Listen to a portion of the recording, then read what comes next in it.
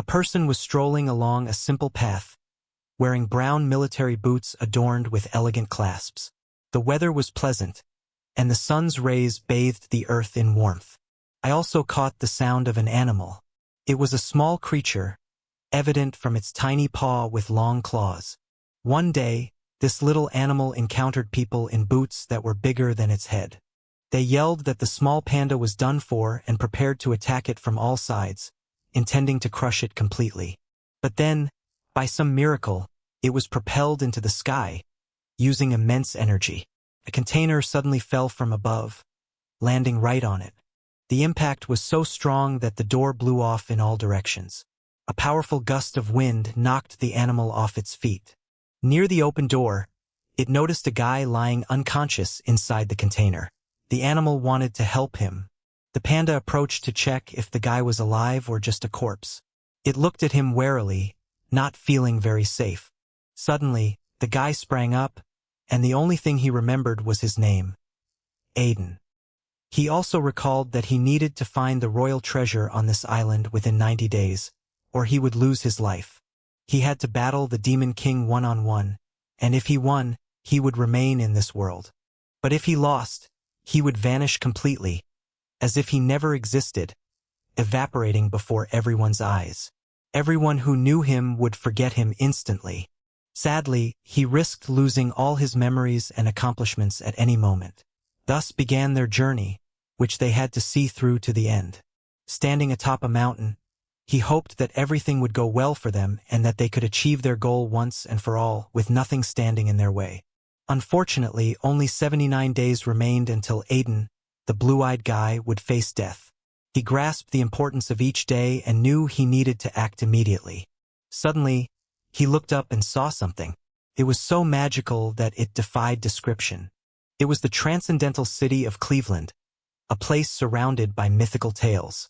The view was breathtaking, leaving no one untouched by emotion upon seeing it. The panda shouted that they didn't have time to admire the city because Aiden's life was on the line, and he was just wasting time. The guy looked at him, thinking it was odd since he could decide what to do on his own. As they continued walking, Aiden had to carry heavy luggage, and the panda complained about how much more time they'd waste since Aiden kept getting distracted. The panda urged him to focus on taking care of himself first and not to get entangled in others' problems, as it could cost him dearly. Aiden didn't pay attention and didn't realize that the panda genuinely cared about his well-being, which was the most important aspect of their friendship. It was truly a kind gesture, but Aiden laughed, saying they still had 79 days left, so it wasn't a big deal. Everything could be resolved even in a single day. He laughed again, saying that worrying was pointless, as there was always a solution, and helping others wasn't a waste of time. They learned something new about him. Aiden then shouted at the panda, Cupie, to follow him as he ran off in search of new adventures. Cupie kept wondering why Aiden was so carefree and acted the way he did. But since Aiden saved his life, Cupie wouldn't abandon him. While Cupie was lost in thought, Aiden had already run off and pointed out a spot he thought was cool. Unfortunately, Aiden didn't realize how much Cupie worried about him and how hard Cupie was trying to break the curse. Aiden, still somewhat undeveloped, was astonished to find an aquarium in the mountains. He couldn't fathom how fish could live outside the sea. Cupie contemplated whether he should turn back and forget about Aiden, avoiding risking his life. But then Aiden spoke while gazing into the aquarium. He thanked the panda for her concern, acknowledging that it wasn't the first time she'd been worried about something. This took Cupie by surprise, and he realized he would stick by Aiden no matter the cost. Aiden admitted that, to be honest, he was scared, but that didn't mean much. After all, he had a true friend he could always rely on. This made Cupie happy, but he knew things couldn't always be so smooth, and Aiden didn't need to remind him of this every time. Aiden then turned and said that while the Demon King is powerful, he can't rely on him 100% all the time and still defeat him. He suggested they shouldn't dwell on it for now, as the day would come soon when they would face the Demon King directly. However, Aiden didn't listen and rushed off somewhere. Aiden asked why Cupie didn't follow and urged him to hurry, which offended the panda. Cupie felt that Aiden wasn't listening to or respecting him. Aiden, unconcerned, shouted at Kewpie to come quickly, pointing at something intriguing. Kewpie wondered what could have captivated Aiden so much that he dashed away and called him to check it out. When Kewpie turned around, he noticed that everything was closed, and not a single living soul was on the streets of the city they were in. He asked Aiden if he found this strange, but Aiden didn't quite grasp what Kewpie was referring to. The panda explained that in one of the largest cities, the streets were deserted. Aiden hadn't considered that perhaps everyone was still asleep. Then a girl approached them, asking if they were tourists or why they were there, as no one else was around. She introduced herself as Lilith Cleland, the blacksmith's assistant, and explained that everyone was currently at the Colosseum, which is why the city seemed empty. Aiden and the panda asked in unison what this Colosseum was, as they knew nothing about this magical structure. She pointed to the massive building perched on the mountain, explaining that all battles now take place there because it's the new arena. They figured that every 4 years, there was a competition or festival in this city, assuming it was that time again. But she gently patted him on the head, correcting him by saying that it used to be like that, but now things have changed. He asked what she meant, and she explained that the Colosseum was established 100 years ago, making it a truly ancient structure. She then stroked his belly, recounting what happened after the signing of the peace treaty between Cleveland and Flatland. The Colosseum had become a symbol of resilience, which brought a tinge of sadness to her expression, and she hesitated to say more. However, she continued, explaining that back then, the local lord, Earl of Rose, started hosting competitions to lift the spirits of the war-weary townspeople. The lord didn't want bloodshed but sought to demonstrate valor and greatness by holding these competitions. Every 4 years, the final battle took place in the Colosseum. The winner was awarded the title of Lord Cleveland, but unfortunately, they were bound to obey Count Rose's will, until recently. The last champion was different. Now all the fights are held in the main arena, where winners gain titles and wealth, while losers are enslaved. The townspeople no longer passionately support these competitions. Instead, they place bets to profit from them. It was deeply disheartening. Overcome with emotion, Lilith began crying in front of everyone, kneeling beside the panda. Aiden was also disturbed by this and started pondering the situation, considering if there was a way to fix it. Kewpie called out to Aiden, who was visibly unhappy with the girl's story, wanting to propose something to him. Kewpie suggested that they should head to the Colosseum, as they might learn something about the treasures they needed to find in order to battle the Demon King. Aiden began to mention where he went to school, and as he spoke of treasures, Kewpie tried to hush him, realizing he might have said too much. But then, Aiden boldly declared that they were indeed seeking treasures and intended to fight the Demon King.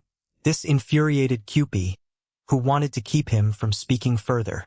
Lilith asked if the Demon King was just a myth, calling it a fairy tale and suggesting that Aiden was simply joking and loved to have fun. Despite the story, she offered to take them to the Colosseum regardless, as she was heading there herself. Meanwhile, in the heart of the Colosseum, a battle raged on for the title of Lord of the City. Everyone was eager for wealth and fame. Among the contenders was the warrior Callie, who had already won 9 consecutive victories. No one had yet managed to defeat him. Callie decided to take action, launching himself into battle to punish everyone present in the arena. The warrior skillfully dodged their attacks and retaliated with such speed and precision that his opponents were neutralized within seconds, leaving them no time to react. One strong fighter wielded a hammer so massive that he lost count of the blows he delivered. It seemed like no one stood a chance against him. Suddenly, the fighter struck the ground with such force that it created a massive shockwave, overwhelming everyone around him. However, Callie had managed to draw his sword from under the fighter's weapon, causing the opponent to waste precious time retrieving his hammer from the ground. The battle continued, with everyone doing their utmost to claim the title of the victor, who would gain everything they desired. Besides these two, there was another skilled combatant who took pleasure in piercing his enemies, seeking both profit and the thrill of battle. But Callie, a warrior undefeated in his last 9 battles, was unafraid of any challenge. He was prepared to face any enemy that came his way. The spectators were deeply fearful as the intense fight unfolded. They had bet all their money, hoping to profit without having to work, but they knew the stakes were incredibly high. They continued to cheer, feeling that the battle was unfolding just as they had hoped, ensuring they would win the amount they desperately needed. The warrior armed with daggers lay exhausted on the ground, completely out of strength and without any chance of victory, while Callie, the seasoned fighter, stood before the audience, remaining still. However, due to the intensity of the fight, a piece of Callie's armor, which had endured many battles, broke off. Callie decided that after his victory, he would remove his mask and reveal his true identity to the audience, so they would know who had fought so valiantly. As soon as the warrior removed the mask, the crowd saw a beautiful red-haired girl emerge, celebrating her victory with a triumphant battle cry. This marked her 10th victory, but she knew this wasn't the end. It was clear from her expression that she craved even more. She pointed her victorious sword at the reigning champion, deciding to challenge him in order to end things once and for all, and to claim the coveted title that everyone dreamed of. She shouted for him to descend and face her blade, which would not only defeat him but strip him of his rank and dignity. Meanwhile, a muscular man sat on the throne, possessing all the power and resources he needed. He sat, contemplating whether to accept her challenge, seeing it as nothing more than a casual walk. It was evident that this man was both highly trained and strong in every way. The champion smiled, intrigued by the girl's audacity in challenging him to such a significant event, something no one had dared to do before. They stood facing each other like two fierce enemies, ready to tear apart anyone who came between them.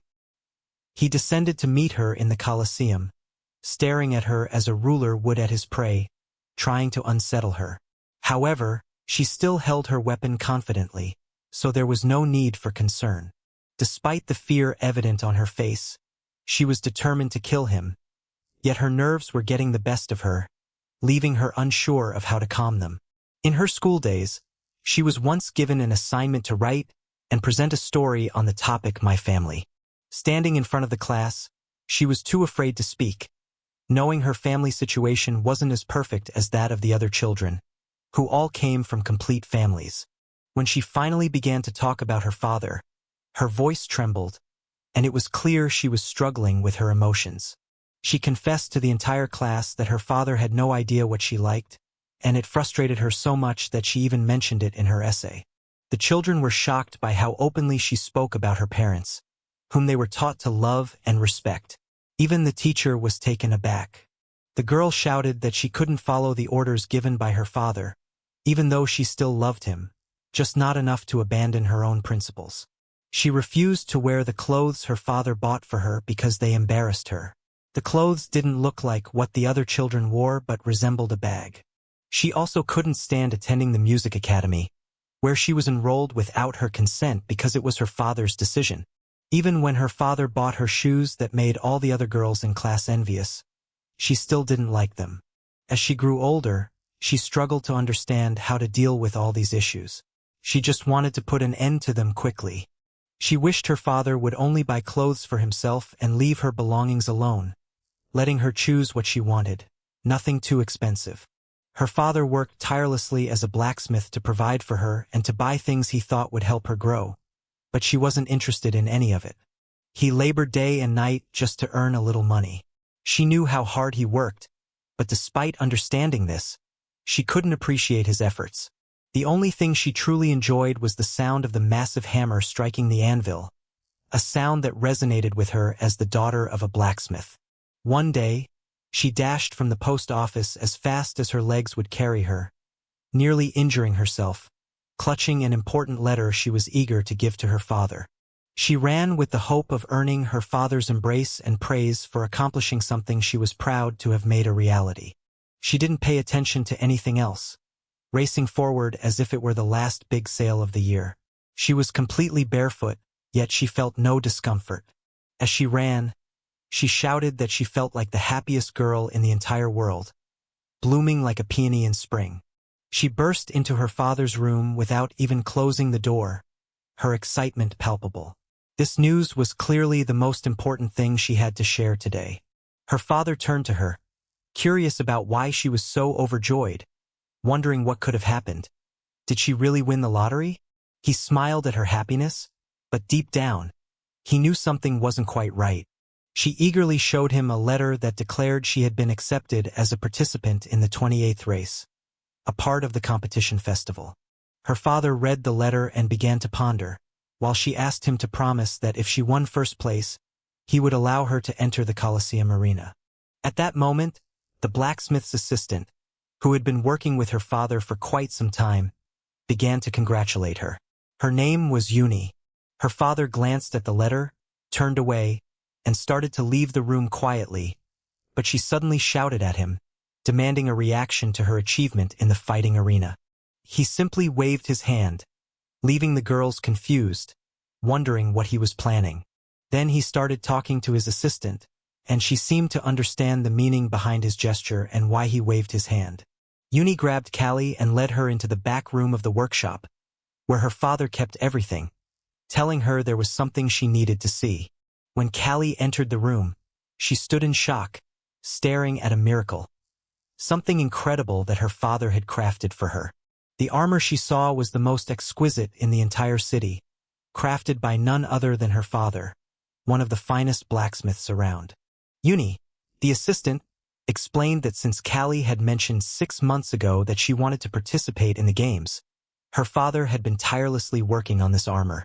Callie wondered how he had known back then, since they hadn't told him she was entering the race. Uni replied that he had done it for her own good.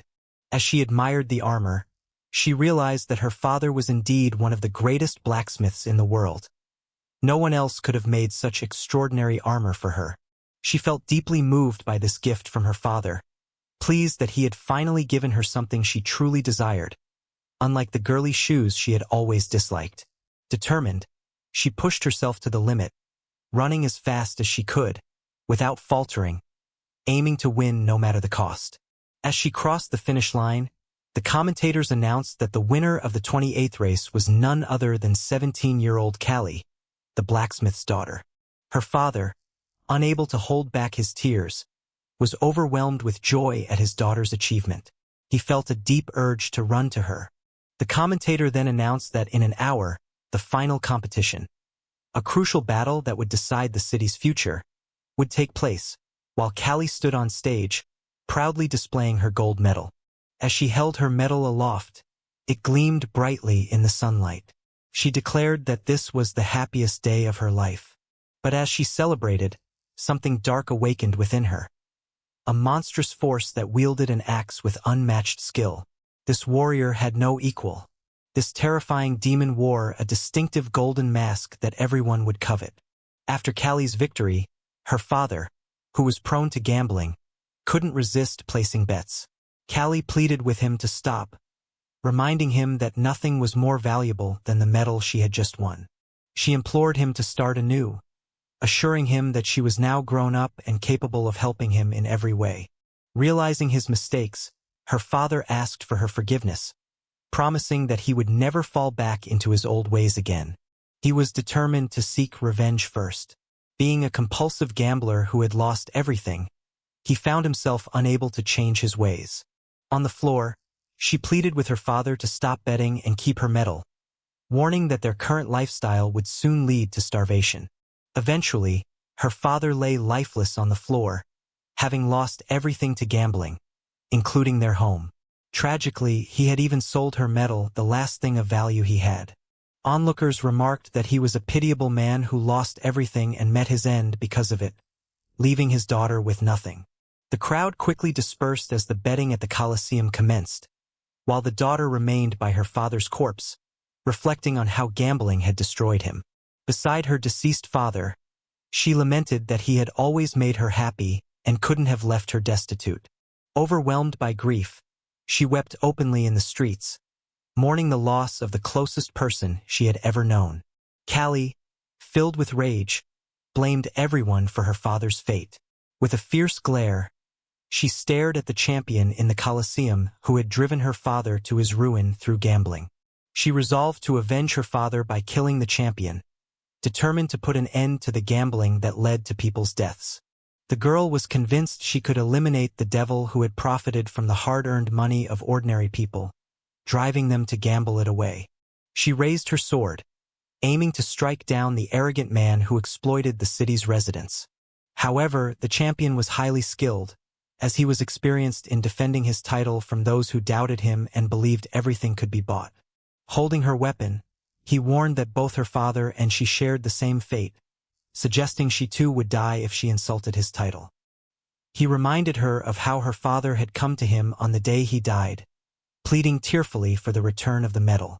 He was kneeling in the center of a bridge spanning a deep river teeming with various creatures. The father pleaded for the return of the medal, stressing its importance to his daughter and promising to repay all the money. The champion, aware that a gambler who had lost everything couldn't be trusted, dismissed the plea. Since he wasn't particularly interested in the trinket, he tossed it into the river, prompting the father to dive in after it. Both leapt into the river in search of the medal, with the father desperately trying to retrieve it but ultimately failing. Overwhelmed by grief, the girl cried uncontrollably, unable to contain her sorrow over losing someone so dear. She vowed to never forgive the champion for his harshness towards her father and swore he would pay for the injustice done. She managed to move him slightly with her sword, an unexpected outcome from such a fierce confrontation. He toyed with her weapon as if it were a child's plaything, swatting it away like a ruler on a desk. Undeterred, Callie decided to give her all in the fight, determined to prove her strength. The champion was taken aback by her true strength and her ability to challenge him, something no one had managed before. She believed her attacks could be fatal and was confident that the champion would be overthrown. However, her strike only drew a small amount of blood, which quickly splashed away. He told her she was mistaken in her approach, asserting that he wasn't responsible for her father's decisions. She was confused by his words, feeling he was the cause of her father's death, not realizing it was his gambling addiction that led to it. The champions chose to end the conflict by destroying her sword, a weapon forged by her father, a blacksmith. He aimed to assert his dominance, grabbing the girl by the throat to make it clear that she had challenged the wrong person and should not interfere further. He hurled her into the air, sending her soaring towards the clouds, leaving her unable to control her flight. Time seemed to stretch as she descended rapidly, crashing down with tremendous speed and force, which was far from advantageous for her. He intended to make her reflect on her actions and avoid repeating the mistakes her father had made in his previous life. He struck her with such force that she was propelled across the Colosseum, utterly drained. The power of the blow was beyond description. After the intense confrontation, the girl lay unconscious on the ground, shattered and unable to rise. The champion took pleasure in defeating her, dismissing her as insignificant, though he knew he had no choice but to act decisively. He remarked that her father's failures were his own doing, emphasizing how her father had foolishly failed in her eyes. She realized it was futile to fight him as he was far superior, perhaps even 5 times stronger, leaving her with no chance. Callie expressed her desire to finish what her father started, but felt incapable of doing so against his superior strength. She resolved to discard all her armor and fight him unarmed, relying solely on her physical abilities. Disappointed in herself for not lasting longer, she regretted that even though her father had spent months crafting the armor, it proved insufficient. She decided to defy him and demonstrate how much effort she had invested to reach this point. She sprang from the ground to attack her unsuspecting opponent, determined to inflict damage. The girl charged forward with all her might, driven by the need to avenge her recently deceased father. The champion was taken aback by her resilience, unable to believe she could still stand and attack after enduring such powerful blows. Callie charged at him with the ferocity of a bull at a red light, determined to destroy the man responsible for her father's death. She was consumed by a desire to kill him, wishing to erase his presence from the world entirely. The champion prepared to counterattack, intending to knock her down and prevent any further attempts, while she anticipated his move and planned to jump over him. Performing a somersault in midair, Callie surprised him with a maneuver he wasn't expecting. She landed on the ground, driven by a fierce determination to defeat the blonde champion, whom she had yet to see up close. Callie launched herself at his back with maximum speed, aiming to prove her strength and break him. As he turned around, confused by her sudden disappearance, he realized too late that a direct blow was imminent. Callie struck him with a powerful kick to the jaw, causing him to stagger and emit distressed noises. The force of her kick was so intense that he lost control of his body and fell helplessly. After delivering the blow, she brushed off her legs and landed gracefully, reveling in the satisfaction of her powerful attack. The spectators urged her to keep attacking rather than posing, as they had wagered all their money on this fight. Meanwhile, others shouted for the champion to recover and defeat the girl who had dared to challenge him. From the stands, it was noted that the crowd's chants felt more like threats than encouragement, and the unity and ideals the Colosseum was meant to represent seemed absent. The panda observed the girl's distressed appearance and inquired if she had come to the Colosseum solely because of them. She admitted that she hadn't wanted to come but couldn't stay home and wait for the outcome. She explained that the girl fighting now was the daughter of her teacher, and though she tried to dissuade her from competing, her efforts were futile. The panda wondered why such high stakes were involved and questioned why people acted like animals. She described their forge as small, with repairs extending only to basic farm equipment. However, since the champion became the new lord 4 years ago, daily battles had become the norm. With increasing orders for weapons and armor, the forge started earning substantial money, though it required even greater effort. The real issue was Callie herself. Her father, who loved her dearly, stopped all other competitions after 4 days, leading Callie into depression. Seeing her struggle, the teacher sought to help her lead a normal life. He began collecting signatures in the garage, hoping to establish additional competitions in the Colosseum to diversify beyond just death matches. Unfortunately, no one showed interest, dismissing his efforts as a waste of their already limited time. Despite his persistent efforts, he couldn't achieve his goal, and all his work felt wasted. People and gambling were prevalent, with everyone focused on earning as much as possible with minimal effort. Many at the Colosseum were more interested in profiting than genuinely supporting the events, making it difficult to determine who truly cared. Despite the challenges, the teacher continued to work tirelessly to fulfill his aspirations for his daughter. He realized that creating a new Colosseum required a significant amount of money, which was beyond his means. He soon realized that despite his relentless efforts, he couldn't manage to meet his goal. His calculations showed he wouldn't survive long enough to save the necessary funds. Understanding the urgency, he decided to quickly increase his funds through gambling. The girl might loathe Forte, but her self-hatred was even more profound, driving her to the brink of despair. She listened intently to the story told by the now-deceased blacksmith's assistant, who had shared the tale with deep emotion. Meanwhile, the crowd at the Colosseum continued to gamble and shout, their excitement palpable and their reactions intense. One of the spectators mentioned that the champion was now adopting his signature pose. Unfortunately for Callie, this pose signaled the end of the fight, making it clear that the battle's outcome was already decided. Forte asked if she could hear the crowd's roar, pointing out that the fight was dragging on and needed to be concluded.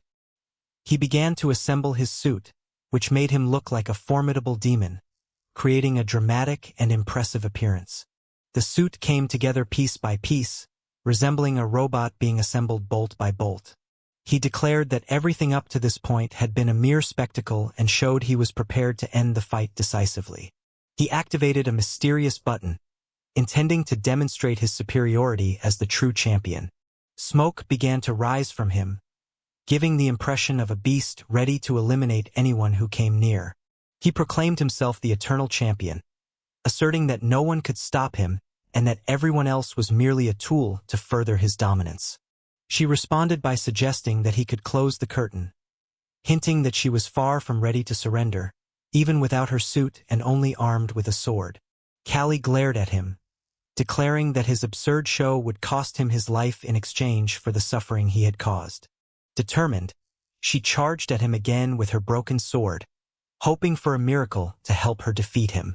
Forte, unwavering in his principles, decided to punish Callie for her audacious attempt to challenge him. As she aimed for his head, Callie was on the verge of victory, believing that a second strike might break him. However, when Callie's sword struck his helmet, it shattered into tiny fragments, leaving her stunned by Forte's immense strength. This only fueled the champion's anger, and he prepared to punish her simply for daring to attack him. He unleashed an ominous force from his hands, clearly harboring malevolent intentions towards Callie. Soaring high into the air, he directed his power at her with devastating force. The unexpected strength of the blow sent Callie crashing into the ground, seemingly ensuring she would never rise again. She lay amidst the rubble, unable to comprehend how to continue, having been thrown against the wall with an unfathomable force. Forte raised his hand in victory as usual, having won yet another battle without any challenge to his supremacy. The crowd cheered for their undisputed champion, pleased to see him defend his title once again against arrogant challengers. Then, he uttered a strange word to Jabberwock which no one understood. Panda questioned why such an ancient and destructive weapon was present in this place. Panda considered confronting the victorious Jabberwock, unable to shake the unsettling thoughts it provoked. I didn't grasp what Jabberwock meant and glanced at your boyfriend, who was standing on the fort dressed in a knight's costume. She mentioned that the armor had the power to destroy up to 2 of the greatest ancient nations. Long ago, the mighty kingdom of Chess, known for having the strongest army, was situated near another kingdom, specifically the kingdom of Poker, which was significantly weaker. However, the Poker kingdom had a strong spirit and could defend itself. The residents of the less powerful Poker kingdom faced daily oppression from the Chess kingdom, which continually attacked them. 3 small fairies observed all of this and realized that the situation couldn't continue and needed to be resolved immediately. The fairies felt deep sympathy for the people and crafted armor to help them defend themselves. This armor was stunning, shimmering as though each part was crafted from gold. However, the fairies underestimated human greed, and the armor, initially designed for protection and attack, ended up being made available to everyone. They marched as an army to the kingdom of Chess, seeking revenge for the injustices they had endured. Once the Chess kingdom acquired power, it began inflicting upon others the same suffering it had once experienced. The fairies were deeply disillusioned with humanity. Instead of cursing them, they retreated into the forest to avoid witnessing further problems. Those who wore the armor from the Poker kingdom were afflicted with a severe curse, unable to escape its effects and suffering throughout their lives. Kali, the assistant to the father, inquired about the nature of this curse and how to break it. Spice explained that wearing the armor required drinking Archon. The girl demonstrated her strength and mentioned that she sometimes drank Archon because it was just a fruit beverage. However, the little panda warned that it was dangerous, as excessive consumption could lead to addiction. Under the influence of this seemingly delightful drink, people can perform extraordinary feats. A good person may become cruel, and everything can go awry. Even an ordinary person who drinks a lot of it becomes erratic and starts to lash out, including at their own family. The most industrious individuals may lose their drive and start to languish through their days, becoming inactive. You might struggle immensely, potentially even scavenging through garbage. If someone close to you, like your husband, father, or brother, drinks this dreadful concoction, you can expect unfavorable outcomes.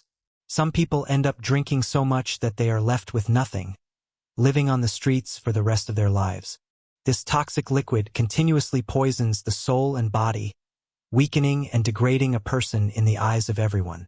It acts like a poison, gradually killing you day by day as soon as you consume it, while deceiving you with its false appearance.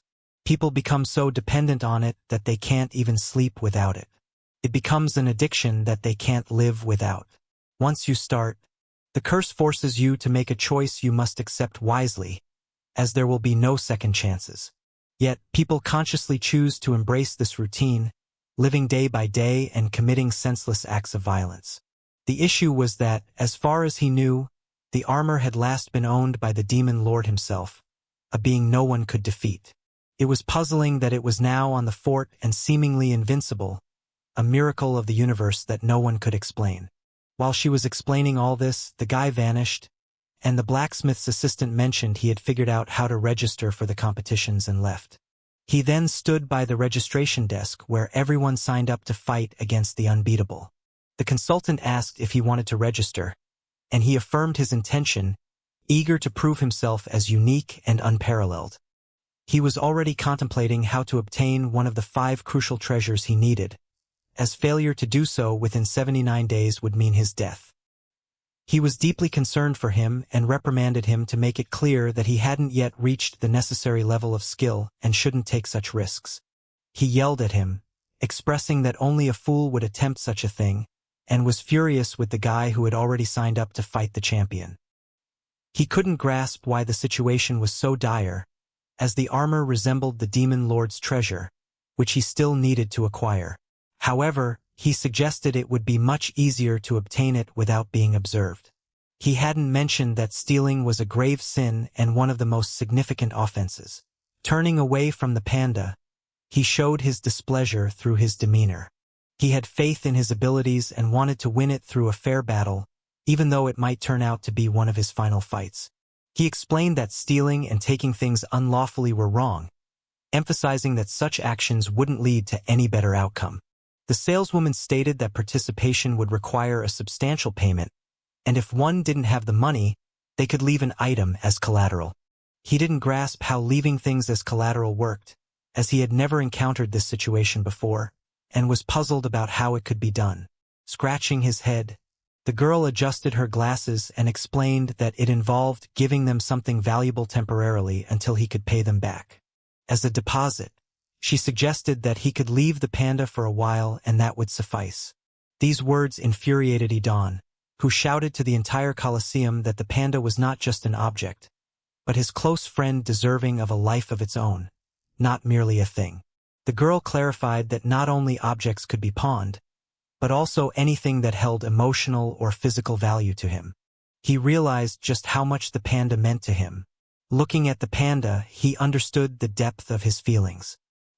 He wasn't pleased with the situation and tugged at his trouser leg to say something, sensing that something was amiss. He had no other option but to leave Kupi as collateral, as he had nothing more valuable to offer.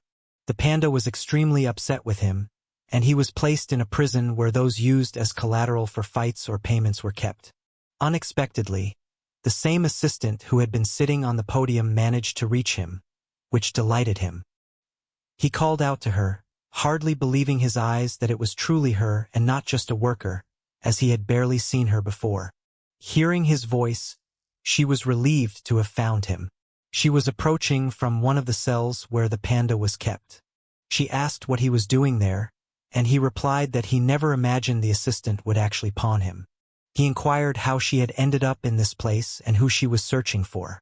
She responded that she had finally found him.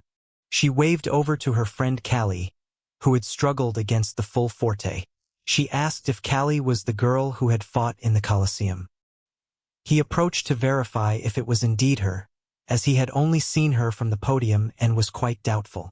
She encouraged the girl, telling her not to worry and that she would soon come up with a solution. Upon mentioning she knew what the full forte really was, Callie became infuriated and just wanted to lie down. Callie, stirred by the remark, stood up and told her not to mock her, insisting she would rather die than beg for help. She couldn't understand people, as their egos seemed overwhelming. Nothing should be more important than one's own life. He expressed his desire not to be a slave and his fear of dying there, pleading for help from the girl who was behind bars. He gave her a pleading look, and the girl, unable to resist, agreed to do everything she could for him. She mentioned that he was currently only in the qualifiers and that not everything was going smoothly. They were fixated on trivial matters and were seeking demon treasures. Panka reassured her not to worry, as he had everything planned and under control, except for this particular moment. During 10 days of travel with Udyun, he came to understand that Udyun was indeed very strong, though somewhat unpredictable and often erratic. He had faced off against the strongest competitors in the qualifiers, including Cobra, a massive opponent. By some miracle, the guy managed to defeat the enormous Cobra, as if it were a mere piece of furniture.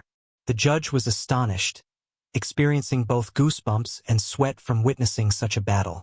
The guy's victory over the gigantic warrior was remarkable. He seemed unfazed, unlike the judge. In the qualifying rounds, the judge declared participant number 4885 as the winner, advancing to the second round. Everyone was stunned because Cobra was the clear favorite, yet the guy had defeated him with a single blow and seemed ready to celebrate. He realized that the other competitors were relatively weak, on par with his own level, a fact he was certain of. His main focus was now on meeting the champion. It was a dark, moonless night, with only the constellations visible in the sky. The girl and the small panda were confined in a punishment cell, left to sleep on the cold floor like prisoners. Suddenly, she heard something unsettling. It was clear that someone was approaching, and it wasn't a friendly presence. With swift movements, he managed to maneuver from the beginning of the grate to the far corners of the room, making sure he remained unnoticed while in disguise. There, he noticed a strange reflection of shadows and realized that someone powerful was approaching the room where Kupi and Callie were lying. The animal recognized the presence of an uninvited guest he hadn't anticipated or wished to see. It was Forte, who inquired if the girl was all right and if she still felt the pain from the contractions he had inflicted on her in the Colosseum. The girl lay with her back to him, refusing to answer, not wanting to face his unpleasant, familiar face. Forte began to justify himself, saying he had no choice but to follow the Colosseum's rules, where only one victor prevails and the rest are enslaved. He insisted she should understand that in the arena, only the winner gets everything, and no one else matters. He was perplexed by his overly polite demeanor and the odd situation. He remained hidden in the corner, unnoticed by anyone. Forte continued to excuse himself, stating that he didn't want to act this way but was bound by the rules, and they were still recovering from a recent crisis. He also claimed that her father's actions were merely an accident and not a deliberate affront to Mr. Ford. The girl stood up, looking at him as though he were a toy she could discard at will, though she was still confined behind bars. She told him that if he truly felt remorse, he should offer a genuine apology rather than spouting excuses. She questioned whether he thought she was so naive as to not understand why he was there. He was gravely mistaken. Forte insisted he didn't want to offend her, showing through his demeanor that he was simply adhering to the rules and couldn't stray from them. Forte shouted that he had no choice and it wasn't his fault, but she accused him of feigning innocence to appease her. She told him to drop the pretense of being a good boy, as it didn't fit him at all. He was more of a threatening, strong figure. He demanded that she stop, insisting that she already knew what he was like and that he hadn't changed. These were simply the Colosseum's rules. 5 years ago, on an ordinary evening, he had visited Mr. Ford at the forge where he worked tirelessly to support his daughter. The blacksmith's assistant, who worked alongside him, was surprised by the quick return, noting it wasn't just the day before that the equipment was repaired. He acted as if he didn't want to be there, scratching his head to hide his discomfort in front of everyone. The blacksmith suggested reinforcing the armor to prevent frequent breakage and ensure durability, though it would make it harder for him to strike and move. The girl said it would be better if his armor was attacked, as he'd only be beaten in competitions where he constantly lost. Callie questioned him about reports that he had lost consciousness in the arena, making him uneasy. Later, she tended to his injuries from the Colosseum, asking if the constant defeats worried him, and whether he feared losing his agility and endurance. He merely smiled and admitted that it did scare him, but he wasn't planning to become much stronger to avoid those defeats. The blacksmith recognized the guy's relentless fighting spirit and tenacity, believing he could achieve great things due to his perseverance. She asked her father for clarification. He explained that the guy frequently visited their shop for repairs. Callie wondered if there was something wrong or if he was simply praising their regular customer who brought in good business. The blacksmith wanted to convey that, just as steel becomes harder with each blow, so does a person, implying that despite his defeats, he would eventually achieve success. He was confident that all of Forte's efforts were not in vain, given his extensive experience with metal and people over the years. The young man felt embarrassed and dismissed the praise as nonsense, trying to hide his pleasure by scratching his head. They invited him to dinner, acknowledging that without his regular patronage, they would soon face financial difficulties. Callie insisted that he had transformed from a worthless opponent into an even worse one, no longer deserving of any respect. She declared that he was no longer a champion, which only fueled his anger further, making him ready to destroy everything around him. Callie berated him as a foolish, ironclad failure who had achieved nothing, and without them, he was just worthless. Unable to tolerate her insults, he angrily struck the bars behind which she and Kupi were confined. The powerful blow deformed the metal bars, bending them despite the steel's durability, which had been forged over many years. Forte was baffled, questioning what the armor had to do with it.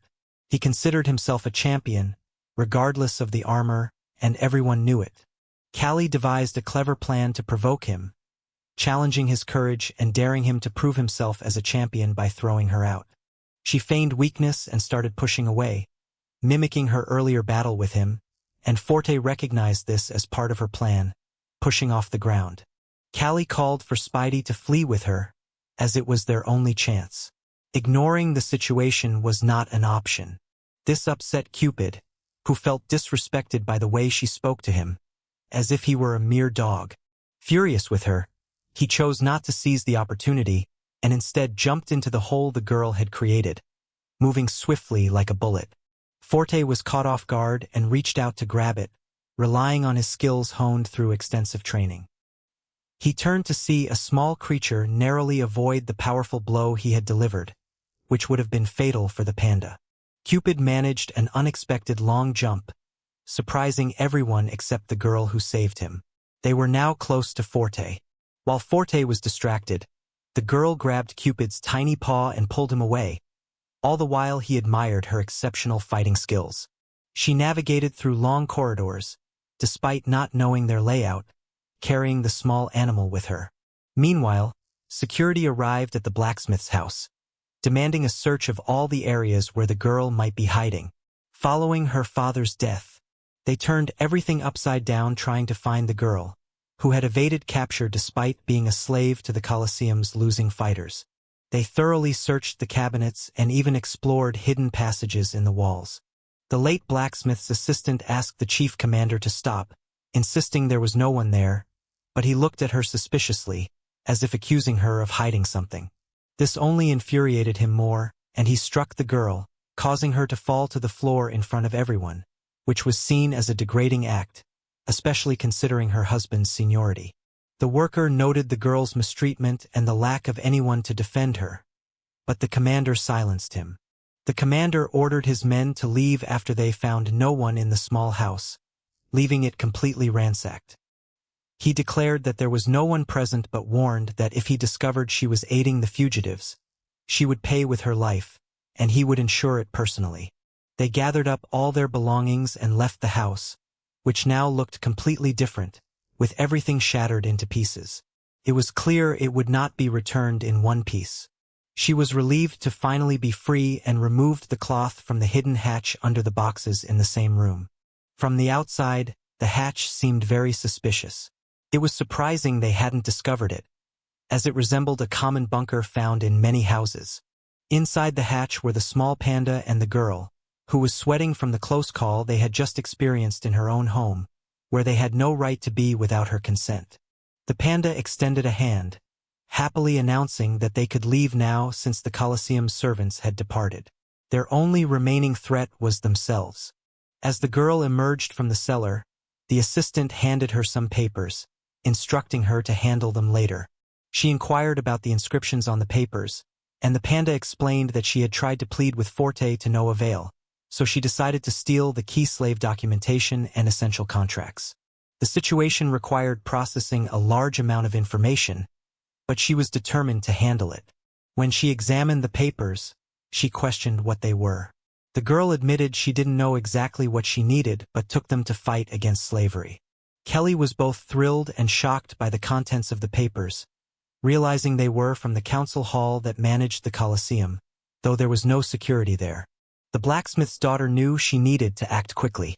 The revelations in the papers had her so rattled that she stood up barefoot, focused solely on avoiding mistakes. The panda warned her that going there was too dangerous. After escaping, she asked what was written in the documents that frightened her so much and wanted to help. The papers detailed corrupt practices in the Colosseum, and she realized she needed to retrieve the remaining documents to save the fighters' shares and expose the corruption. If she had the documents, she could end everything. The panda urged her to come with him, warning that if she didn't, she might get caught in more trouble. Kupi sat there, bewildered by the situation, and hoped Aiden wouldn't end up pulling out the sword they had mentioned. Meanwhile, in the Colosseum, Aiden was reluctant to enter one of the rooms. The guard informed him that entry was restricted based on the documentation. At that moment, a woman in a black suit appeared and inquired about the issue. The guard explained that the participant refused to surrender his weapons, which was a standard requirement. The woman asserted that carrying a weapon was prohibited as it endangered the safety of other competitors in the tournament. He pondered this and began to unsheath his sword, questioning why he had to relinquish his weapon in such a brutal and high-stakes competition. He insisted that he could not give up his sword for security reasons, as it did not guarantee his safety among his adversaries. He justified his refusal to surrender the sword by citing safety concerns, but the woman approached him, flirting and suggesting that he was among the few who had advanced further. She pointedly remarked that he seemed to think highly of himself, subtly implying that he was an insignificant player unlikely to win the tournament. Her comments shocked him, and he realized that she was markedly different from anyone he had encountered before. He recognized that she was far more formidable than the opponents he had easily defeated in the qualifying rounds. Stepping forward, he asked what was going on while holding the infamous mug containing the drink she had mentioned. Everyone bowed to him and greeted Mr. Forte, the champion who had remained undefeated. Even the woman herself showed him respect. Forte observed the newcomer and wondered why he was wearing armor and carrying weapons, as everyone else had turned theirs in. The girl explained that they were dealing with several matters involving him, which was why they had to wait in the corridor in front of everyone, a situation that clearly displeased Forte.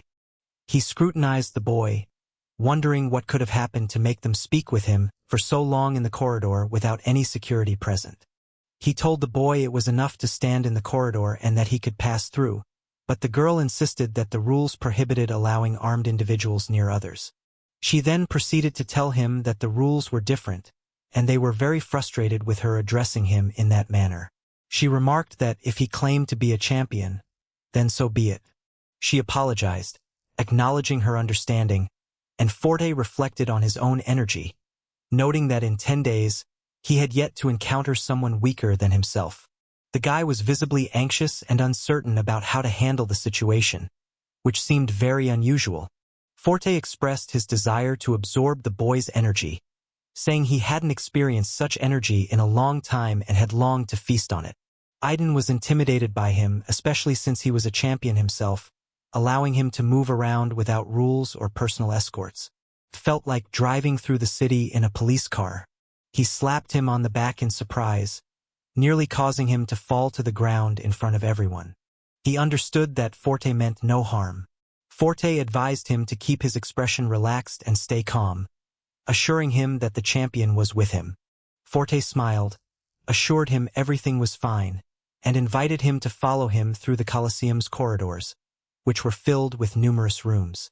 The three of them began walking. The champion, a boy, and a girl from the press who continued to argue and trouble the champion. Forte mentioned that behind this door lay the most significant place, the Hall for Fighters, a symbol of their long-standing pride.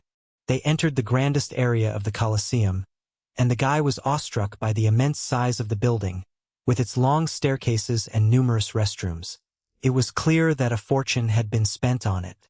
Forte mentioned that the guests received the finest accommodations and services available in the region.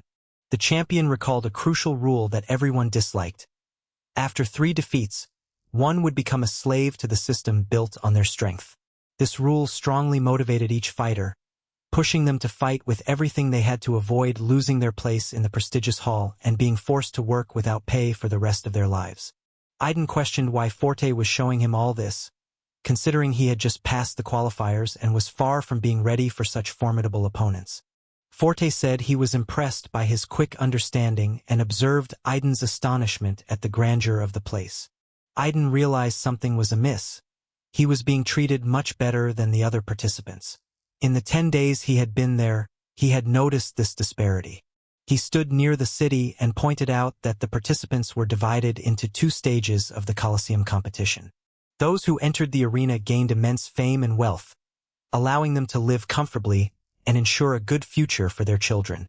Others, afraid of losing their last chance, fought fiercely to prove their worth and capabilities.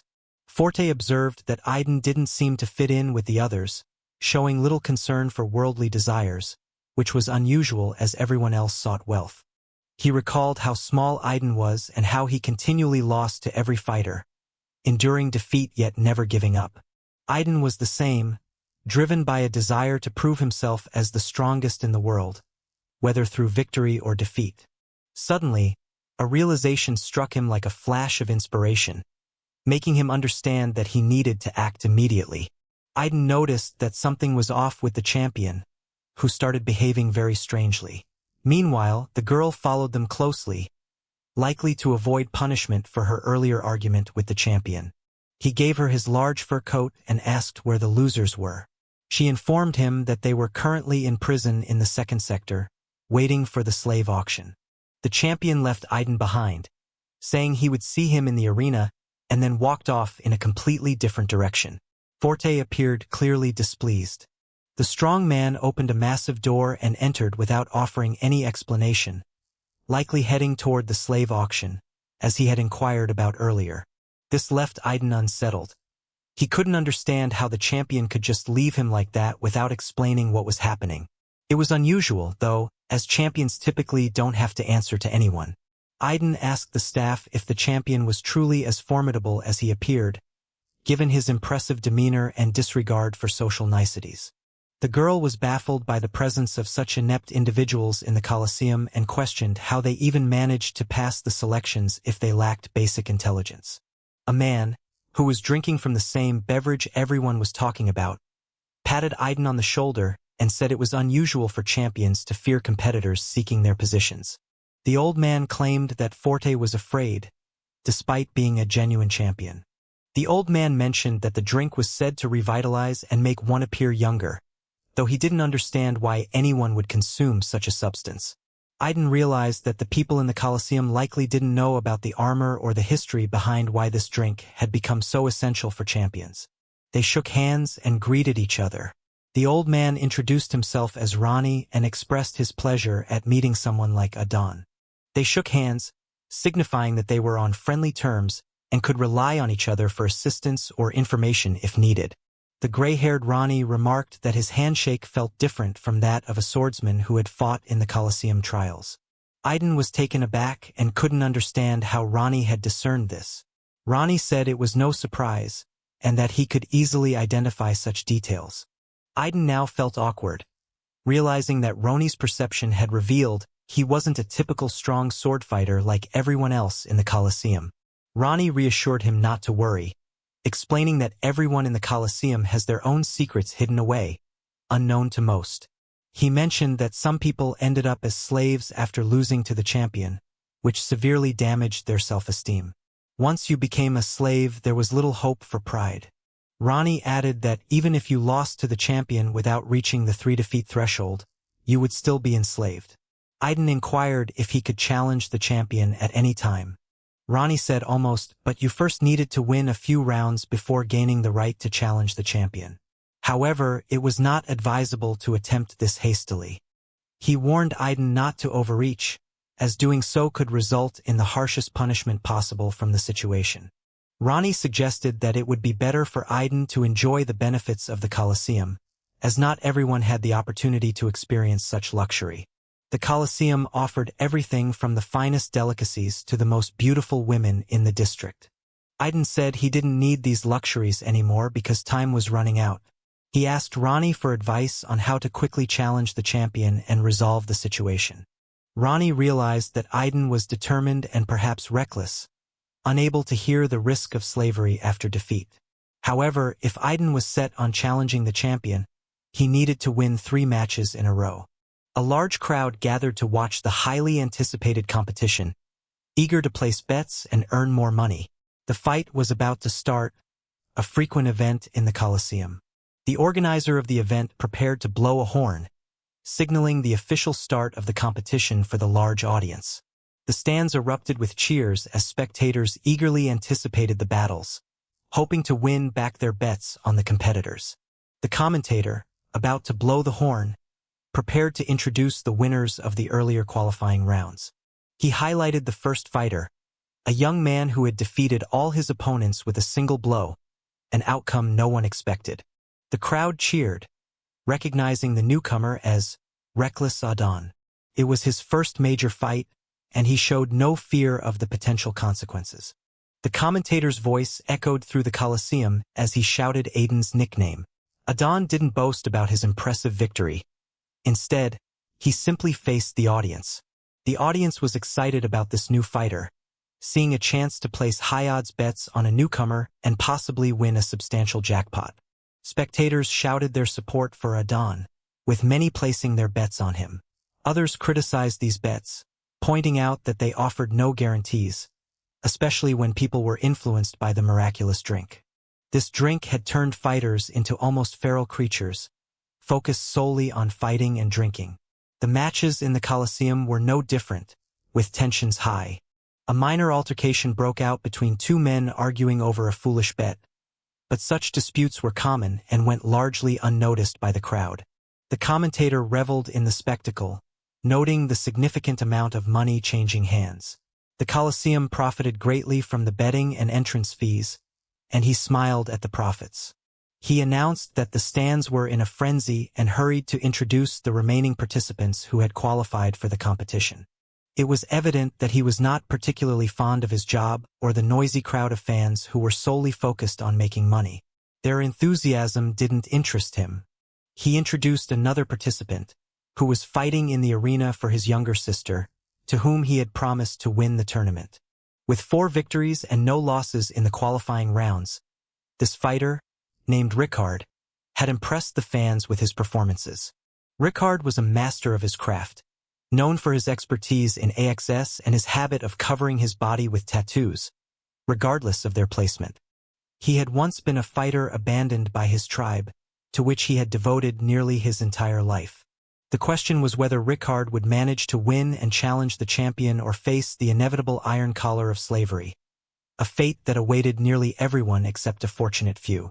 Another notable participant was a werewolf who could transform at will. He was determined to win all the rounds. With 5 wins and 2 losses, he had a commendable record for this level of tournament. He went by the nickname Royal Blood Farm and looked like a beast fresh from the forest. Indeed, he had lived in a tribe before. The next fighter was introduced, with a fate teetering on the edge of slavery, potentially unfolding right before the audience. She was a captivating witch with a record of 3 wins and 2 losses. Known simply as Sabrina, she had an unusual appearance, reminiscent of a sorceress. The fans cheered her on, encouraging her to persist and succeed despite the challenges she faced. Aiden observed the scene, realizing how the intense betting had dehumanized the people involved. Clearly, changes were needed in the Colosseum. He continued to introduce the next participant while contemplating that if he could defeat them all, he might be able to challenge the champion himself. The commentator announced that the fight was starting immediately, and no more bets would be accepted, signaling the last possible moment to place wagers. The guards discussed how it might be Sabrina's final day and expressed frustration at having to guard the Colosseum's entrance under these circumstances, feeling it was unfair. They noticed someone approaching in a peculiar hood and speculated about their identity as the fighting began inside the Colosseum. The figure was a woman, not carrying a baby but rather wrapped in a hood and an unusual outfit. The guards asked her to identify herself and informed her that the entrance was closed. She pleaded that her child had a high fever and needed immediate help. One guard directed her to the medical ward a bit further to the right, where she could receive assistance. The guards became suspicious of the baby, who was heavily wrapped and appeared to have trouble breathing when observed from outside. The guard lifted the cloth wrapping the baby and discovered it was Kewpie, the panda who had escaped from the slave prison with her. Realizing the urgency of the situation, she acted swiftly, unexpectedly attacking one of the guards, who stood stunned. He tried to remove her from his face but was unable to, as she had a firm grip on his thick red hair. The second guard, confused, found himself suddenly confronted by Callie, who was already behind him and causing him pain by holding his shoulder. Callie then struck him with a powerful punch, a blow she had used effectively in battles, leaving the guard no chance to defend himself. Her attack was so swift and forceful that it sent the guard flying, reminiscent of a schoolyard fight where a younger student overpowers an older one. She turned to check on the guards and saw that Kewpie had also managed to subdue the red-haired guard, leaving him on the floor. The two guards lay unconscious, baffled by how a woman and a small panda had overpowered them. Callie said she couldn't waste any more time and would proceed alone, despite their offers to help. The guards protested, insisting they couldn't leave her alone, especially since she would be helpless without her companion. Unable to forcefully restrain them, Callie sighed and continued on her way, heading towards her next challenge. She requested that they stay behind and not interfere, which made them happy as they exchanged smiles. They agreed to her terms, and as Callie opened the door to the Colosseum, they rushed to catch up, calling out for her to wait. They sprinted through the vast corridors of the Colosseum, lined with clanging knights' armor, creating a chaotic noise. He questioned the wisdom of doing this during the day, suggesting it would be better to steal the armor at night when no one was around. Callie explained that due to their recent escape, all security was on high alert, and with the current battles underway, this was their only opportunity. She charged towards two men standing guard with weapons, undeterred by their presence. The guards shouted that they had no right to be there and demanded that others come and remove them from the premises. Ignoring their commands, Callie began to attack the armed men with just her fists. She landed powerful blows, demonstrating her combat skills. Though not enough to defeat 40 men, she was still quite formidable. The men lay sprawled on the floor, unconscious from her effective strikes, as she made quick work of them. They were stunned by how quickly Callie took down the guards without any assistance, despite their reliance on her for the mission. A large group of guards approached, tasked with apprehending them for their unauthorized presence in the restricted area, where fights were prohibited outside the arena. The leader ordered their capture, and the guards rushed towards the two women and the seemingly harmless panda. Callie called out to her companions, noting that the guards and their armor were pursuing them, which would be much harder to handle. Meanwhile, the Colosseum was full of thrilling and unpredictable moments, which were both frustrating and exciting for those who had placed bets. Spectators watched as the werewolf fought against a man in armor wielding an unusual, unblemished sword. The match was chaotic and visually striking, captivating the audience who eagerly watched, hoping for a dramatic outcome. The werewolf attacked aggressively, causing panic among the crowd who fled to avoid being killed. His long claws swiftly decapitated his enemies, who had no time to react to the lethal strikes. One fighter managed to partially deflect a powerful blow from the werewolf but was clearly overwhelmed by its force. The fighter decided to retaliate by drawing his sword, aiming to pierce the werewolf's heart and leave him bleeding on the ground. The werewolf, undeterred by the initial attack, accelerated to deliver a more powerful blow, though he hadn't used his full strength yet. Performing a triple somersault in the air, the werewolf aimed to strike the armored man from behind, catching him off guard. As the fight continued, the werewolf calculated how to pierce the man's armor to deliver a fatal blow, knowing this might be his best chance. The beast clawed into the man's heart and left shoulder, tearing through his armor that had been meticulously prepared for this moment. The man couldn't withstand such a fierce attack and began collapsing, his armor and weapons falling away as he fell to the ground. As usual, the werewolf emerged victorious and quickly set his sights on the next opponent, aiming to finish the fight swiftly. He licked his paw and remarked that his living iron armor was no match for his sharp, formidable fangs. The werewolf sensed that another mess was unfolding behind him and decided it was better to strike from the back. I didn't see how the bodies of previously victorious fighters were flung behind him, lying defeated on the Colosseum floor, a sight the werewolf hadn't anticipated. Despite the chaos, the werewolf realized that his only worthy opponent was the one who had managed to knock out two strong challengers with a single kick. He understood that the only fighter left who could match him was the one who had defeated his rivals with ease. This fighter had knocked out two strong opponents with a single strike, making him the werewolf's primary rival. I didn't see any remaining adversaries as formidable as the werewolf, who had torn through his rival's armor with ease in just a few strikes. The werewolf taunted him, confident that he could defeat him easily by attacking from behind. He swung at him, intending to grab his head and end the fight quickly, unwilling to waste any more time. I didn't notice the werewolf approaching and pondered how to maneuver to deflect the incoming attack. He saw the werewolf's claws slashing through the air, like sparks from blades being sharpened by a blacksmith. He managed to parry the blow swiftly and remarked that the only sparkles that mattered were those of the raven. He laughed, saying that the werewolf's attack was insufficient, and stopped it with a simple touch of his hand. The werewolf was enraged, declaring that the opponent was just a mere man compared to his own formidable presence and incapable of achieving anything significant. Both the werewolf and the fighter faced each other, each plotting how to overcome the other to secure victory in the competition. The werewolf, unwilling to concede, was both frustrated and intrigued that his powerful attacks were effortlessly stopped by the fighter's single touch.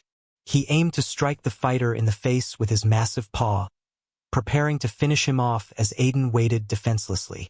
Despite the werewolf's relentless and forceful assaults, the fighter managed to repel each attack, demonstrating his superior strength. The werewolf attempted to strike from behind, hoping for an advantage, but noticed the fighter's head jerk in reaction, anticipating his move. The battle dragged on as neither opponent was willing to surrender without securing a win. Meanwhile, a spectator observed the scene with interest. The observer noted that the werewolf's actions suited him well and continued to watch, unconcerned with the fighter behind her. A warrior approached her, swinging his sword and commenting that being distracted during a fight was unwise. Yet she, being a witch, managed to handle the situation without needing to see directly. She responded with a smile, noting the warrior's lack of courtesy and suggesting that his manners could use improvement. The girl prepared her signature projectile, designed to deal with impudent opponents, and fired it with great speed. The projectile struck the warrior in the mouth, who had disparaged her as a worthless woman unworthy of such a prestigious arena. The bullet contained a potent gunpowder concentrate that exploded on impact, neutralizing him with a single wave of her hand. The powerful explosion from the bullet was evident, effectively taking him out of the fight. The girl, confident in her skills, demonstrated once again that she excelled in her craft, handling the situation with ease.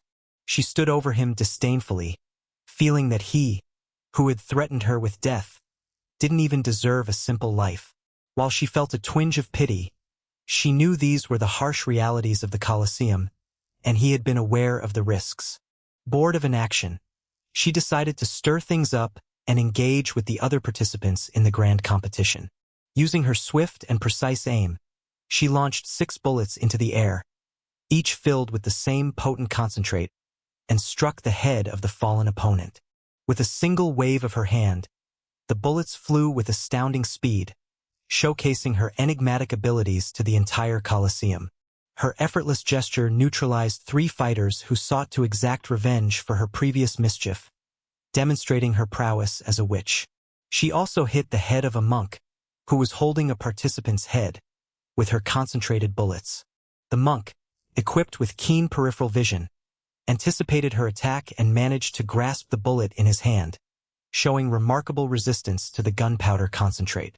Despite the minor pricks he felt, the monk's skill allowed him to withstand the powerful concentrate, highlighting his impressive fortitude. The confrontation was now between the witch with her potent gadgets and the monk, who could lethally strike with one hand, backed by years of practice. The witch remarked that he was the most resilient in the Colosseum, acknowledging his strength and the strategic nature of her tricks. She expressed regret that he might have been a worthy opponent as a slave. Confident in her preparations, she felt ready to deal with those who underestimated her, asserting her control over the situation. She advised against rash actions and suggested forming an alliance, given that even their combined efforts might struggle against the formidable werewolf. She urged him to unite to prevent the werewolf from securing an easy victory, hoping to convince him of the strategic advantage of collaboration. She gazed at him with her enchanting eyes and inquired about his opinion on the deal. He wholeheartedly agreed, finding the terms quite advantageous. As they deliberated their sinister plans and schemes, the young man managed to hurl a massive beast high above the Colosseum, a remarkable feat. The creature crashed down with tremendous force, sending the witch hurtling to the edge of the Colosseum. This only fueled the fury of the beast in the fur coat, its face clearly showing its intent to kill, its sole motivation. Recognizing the need for a temporary ceasefire due to the impending tough battle, the magician began to prepare his weapons. To exact punishment on one of them, he swung his axe, explaining that it was nothing personal, he just needed the money, and threw the iron axe. The young man watched the chaotic scene with indifference, bemused by how they could be fighting over mere coins. The weapon moved with such incredible speed that it seemed to defy the laws of physics. The axe came perilously close to his head, just grazing his armor. He hadn't anticipated such formidable opponents or the intense struggle he would face in the arena. The weapon landed nearby, its impact leaving a significant mark in the ground. The sheer power was something no one had expected. The force of the blow was so great that it caused the earth's crust to shift slightly, despite it being just one axe. The other warrior managed to withstand it and, using his powerful fists, defended himself from continuous attacks, barely pausing to counter. He gripped the opponent so tightly that the man couldn't move or even catch his breath, despite his relatively weak physique. He showed no mercy, continuing to pummel the guy as though he were avenging his family, relentlessly throwing him to the ground. He anchored the weapon to the ground, leaving it in the central arena of the Colosseum where all the battles were occurring. No one had anticipated such an unexpected development. Struggling to rise, he aimed to punish the one responsible for this humiliation. As he barely managed to stand, the young man realized that this wouldn't be an easy fight, and that he needed to fight to the end to avoid severe consequences.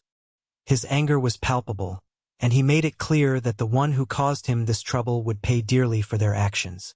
He recalled a past journey with his loyal friend Kupi from some time ago. Kupi had told him that shamans in this world differ from magicians in their strength, resourcefulness, and intelligence. He mentioned that shamans draw power from the deity they worship.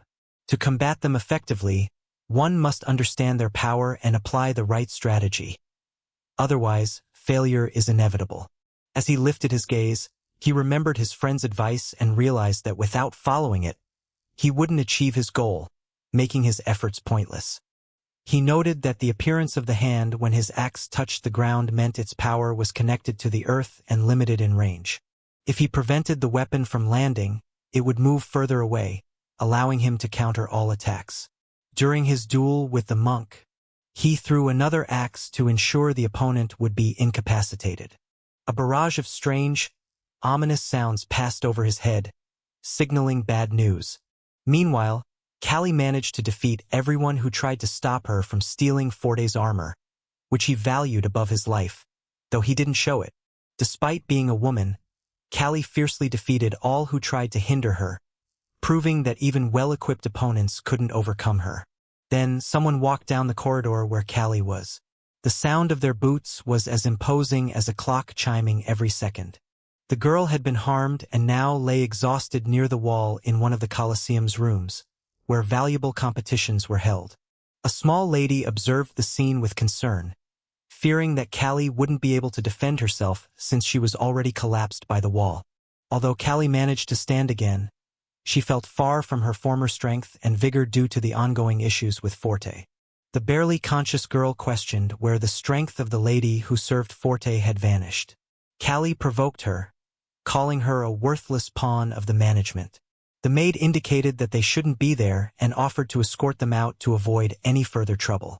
Her expression suggested she was somewhat satisfied. She noticed a runaway slave and a pawned animal left to participate in the fight at the legendary Colosseum. The animal, realizing that the girl knew everything, including its status as a pawn sacrificed for the fight, began to experience deep discomfort. The girl promised to save their lives if they followed her and caused no trouble. When asked who she was, Callie explained that she was a slave from the management council who had previously lost to the champion. The girl was Ellen, the same person who had once defeated Callie in a one-on-one match. In that decisive fight, Ellen had raised her hand to show that she was in a much better position, having fought against a group of energized guides. Ellen took a fighting stance and challenged Callie to a one-on-one fight, as they had previously desired. Callie responded with eagerness, recalling that she had lost to Ellen long ago and was now determined to avenge all the grievances from that time. She tightly gripped her disguise, using it to avoid detection in the Colosseum, where the forte armor they sought was located. Callie quickly discarded the unwelcome disguise, revealing her victorious shorts, the same ones she had worn to win a competition and secure the medal her father had bet on. She set out to achieve her long-desired revenge. Her signature dish served cold and precisely what she had been waiting to deliver. Launching off the floor, she charged at Ellen, who awaited her in a combat stance, clad in her usual dark purple outfit. With a swift kick aimed at Ellen's head, Callie hoped to knock her out as she had fantasized about doing for so long. However, Ellen, with her black hair and considerable experience, was not easily defeated. Her challenge to the champion had shown her skill, despite her previous loss due to carelessness. The girls extended their arms and legs, though it didn't matter much. What counted was determining the victor in this thrilling battle. Callie attempted her signature move to strike Ellen's head with her foot, but Ellen was ready to counter with her hand. The redhead was determined not to lose to Summerlin, whom she had almost beaten years ago. Gaining experience, she was prepared to fight fiercely, regardless of the cost. They were evenly matched, staring each other down, knowing the fight was just beginning and was proving to be more intense than the Colosseum battles they had wagered on. The fight continued for a long time in a vast corridor, devoid of security since they had already eliminated them all. Despite Ellen's opportunity to call for help, she chose to face Callie honestly. They exchanged powerful blows, causing damage to the walls and ceilings of the Colosseum that had been there for decades. They were prepared to pay dearly, perhaps even with their lives. Exhausted but relentless, the girl continued to fight. Callie appeared indifferent to the outcome, but it was clear she wouldn't achieve her goal due to the overwhelming noise. Elon remarked that small dogs tend to bite more frequently than they actually get bitten, and it appeared that Callie had not sustained any injuries. She looked perfectly fine. Suddenly, she heard something from behind the girl she had previously defeated in a similar battle years ago, during a past encounter. Elon observed that Callie's companions had managed to escape, revealing that the blacksmith's daughter had orchestrated a trap to buy time for her friends. She sighed, realizing that she had things under control and had even gained a bit of extra time. However, this wouldn't change anything, as she had lost both mentally and physically. Callie stood up and mentioned that they must have understood the situation since there was evidence from the management committee about a fixed match. Callie hoped that despite her actions, things would return to normal, with only those who truly deserved victory winning and the organizers of the tournament not getting away with anything. The blacksmith's daughter invited her to join them to resolve the misunderstanding and set things right, emphasizing that the truth is more important than any amount of money. She extended her hand, hoping for agreement. The girl with black hair felt a jolt inside her from those words, realizing that things had truly changed over time, with matches now being fixed for money. She recognized that everything was different from what she had imagined and remarked that Callie was even more foolish than she had thought. She had access to information that no ordinary person should have. Meanwhile, the guy stood in the Colosseum, struggling to figure out how to combat such skilled opponents. They were far stronger than he had initially believed. During the fight, he saw various types of weapons whizzing past his head, unsure of how to position himself to effectively address all the threats. He understood he needed to act quickly, or he wouldn't survive in this dire situation. He reached for his legendary sword, which he had always relied on for protection. His hand was just a few millimeters from grabbing the weapon he wanted from behind his back when a sudden memory started to hold him back.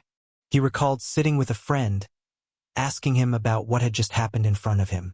The friend had pointed out that he needed to get a bladed weapon for protection because he wanted to visit him. The guy turned away, feeling very upset but unsure how to react, as he had never had to fight for him before. Pandu had scolded him, saying he should never draw his sword in any situation.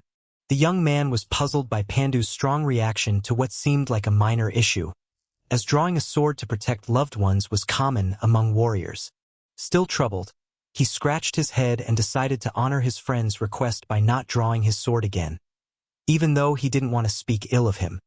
He agreed to his friend's wish but was troubled by the fact that the dragon they were on wanted to kidnap him, which was astonishing.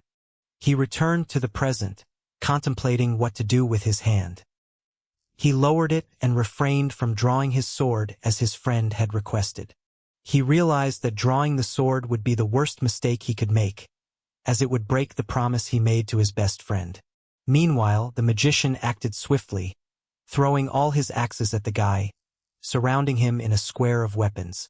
The attack came from the same hand that had previously harmed him, and he remembered how it had pinched him before. Determined not to give up, he resolved to fight back against the monk and the witch, despite being unarmed himself. The same hand that had attacked him earlier came at him again, and he knew he needed to handle it differently this time to avoid repeating past mistakes. The hand was reaching out to envelop him in a crushing embrace, but he was determined not to be overwhelmed. He extended his own hand to block the blow. A powerful surge of energy emanated from their clash, felt by everyone within a 100-meter radius. This was one of the most intense confrontations in the Colosseum that day.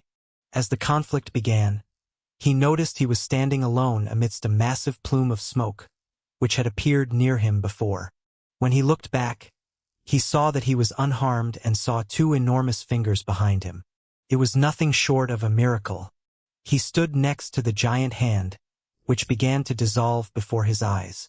No one could comprehend how such a small figure had managed to overcome the powerful hand. However, this was not the end. Two more hands appeared, aiming to strike him, while 4 axes also came crashing down. The hands continued their assault, and he struggled to defend himself. He used the techniques he had learned before this battle to evade the attacks. He maneuvered around the hands with remarkable agility and speed, as if coated in oil, avoiding being trapped by the monk's tactics. He dashed several meters away from the attacking hands, which persisted in following him to avenge their fallen comrade. Observing all this, Iron was baffled by the scale of the magician's attack and how he could continue to defend against it. The magician, moving with lightning speed, aimed to finally defeat the boy who had managed to counter his techniques, something no one else had succeeded in doing before. The guy realized that the earthen hand was merely a diversion, intended by the monk to draw his attention and focus his defense on a single attack. The monk charged at him with the intent to finish him off and celebrate his victory. Afterward, he would have no trouble dealing with the witch and the werewolves, who were also quite formidable. The monk struck him, and he was unable to defend against the blow, experiencing a searing pain that was indescribable, as it pierced deeply inside him. He remarked that the old man was playing very unfairly, which he thought was a dirty trick. However, the monk dismissed it as nonsense. The witch observed the scene with pleasure, enjoying the duel-like confrontation between the two fighters. She commented on how naive the error card was, expressing surprise at how easily he had been deceived, which she found quite strange. She expressed regret but declared that it was time to end the peace treaty and deal with the fools once and for all to avoid becoming a slave of the Colosseum. The witch magically summoned a massive red sphere above her head, which formed a wild circle adorned with hieroglyphs and symbols. Figures were also inscribed on it. She hurled the red sphere to the ground, intending to smash them into pieces and ensure her survival rather than being enslaved by the Colosseum. Her priority was winning. The sphere descended with tremendous force. The outcome was intriguing for the spectators, who were at a considerable distance and also at risk. The speed was astonishing, with the sphere moving like a comet crafted by human hands. The witch shouted at the red-hot sphere and joined her hands to activate another magical power she had likely worked on for days and nights to use on this specific day. The massive sphere began to break apart into multiple beams of light, striking downward like lasers towards the earth. Meanwhile, Iron and the magician continued their battle to determine who was stronger. The guy then noticed something. A massive rain of fire began, which only the witch could control to ensure that everyone else was overwhelmed and she remained victorious. The magician realized he needed to find cover from the falling fire, but his confusion was evident as he struggled to figure out how to handle the situation. The same confusion plagued the guy. Ivan was also uncertain about how to approach the battle amid the blinding light and felt powerless to stop it. A huge explosion rocked the Colosseum, but fortunately, it didn't affect any spectators and was contained to the area where the magician and the guy were fighting. The witch observed the chaos with immense satisfaction, knowing she had decisively won and that no one could withstand such an assault. Suddenly, someone shot into the sky like a missile, leaving a huge trail behind them. The speed was comparable to a plane taking off. The witch commented that dealing with the idiot had been easier than expected, but then she saw someone soaring above her. She was astonished, not understanding how anyone could fend off such a powerful attack and fly so high without apparent abilities. It was Aiden, looking magnificent with his cloak billowing in the wind. The witch watched him effortlessly navigate the air, untroubled by the outcome. The guy was pleased with her reaction, realizing he was much stronger than her and had easily parried the initial attack, using it as a warm-up. He recalled the moment when the monk had struck him unfairly from behind when he wasn't expecting it. He also remembered telling the old man that he was playing dirty, to which the old man had agreed.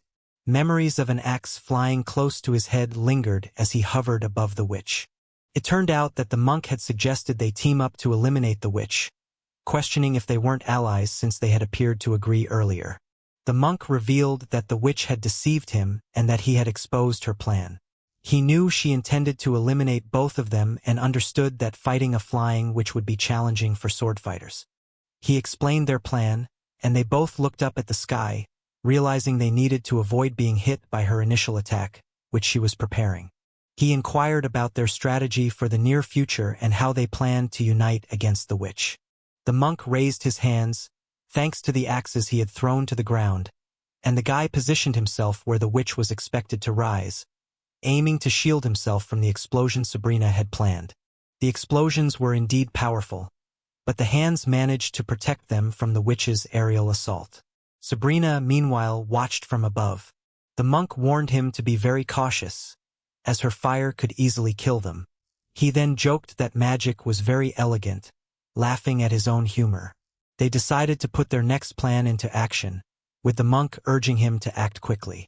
He crouched in a spot that had not yet been hit by the explosions while the monk swung his axe. The monk shouted instructions and threw his axe near the guy's position, insisting he follow the plan exactly. He warned that any mistake would make their efforts futile. He assured the monk he would execute the plan flawlessly and took his place on the protruding finger of the giant figure, preparing to launch himself towards Sabrina. He shot into the sky like a bullet from the giant finger, escaping the witch's explosion, which she had intended to use to deceive them. He soared towards the witch, who had underestimated their ability to outsmart her. Her plan was simple: gather them in one place and finish them off with a single blow. The witch was startled and confused by the unexpected arrival behind her, her eyes widening in shock. The guy shouted, and the witch, frightened, fled from her position, where she had been observing the events below. The plan was straightforward. The magician intended to launch the guy into the sky to disrupt the witch's broom, knowing she couldn't cast magic without it. This would benefit them both, but the guy was concerned about how he would return after such a flight. As they descended, Erica assured him that the earth and the hand would catch him, urging him to trust her to secure victory. Previously, the magician had promised he could catch them, but it was just a ruse. The guy, believing in Erica, called him an idiot and began to shout. Erica stood still, comprehending an important truth. Without it, he would not have become a successful warrior. He realized that even as a warrior, he couldn't forget his sick little sister who needed money for her treatment. The man in the arena was the only one who would welcome such outcomes. If things were different, both he and Aiden would be in danger. He knew he had no other option. Although his friend's words were important, he couldn't ignore the fact that he must not retrieve the sword as instructed. As he began to draw the sword and a piece of iron with protection appeared, the sky turned red and a bright light flashed. The sword landed point down in front of the monk's feet, which confused him, as he hadn't anticipated this outcome after sending them into the sky. The sword settled perfectly on its blade in the ground, which seemed unusual and impressive. The magician appeared displeased, clearly distressed by the unexpected significance of this moment. He thought it was a joke and stepped aside, laughing it off, believing it would not change anything and that they would lose their trophy from the battle. But then he realized something troubling behind him, something he did not want to face. On his path to victory, he looked up and saw strange occurrences in the sky. Sensing that victory was slipping away, he acknowledged he had not learned a crucial lesson: to fight until the very end, even if it meant death. Eden held Sabrina, who was stunned that he chose to save her, despite her being his main enemy and almost defeating her in front of everyone. Her confusion was compounded by her magic, which made it difficult for her to recognize him. While suspended in the air, he held the bewildered witch, who couldn't grasp how she survived after her failed attack.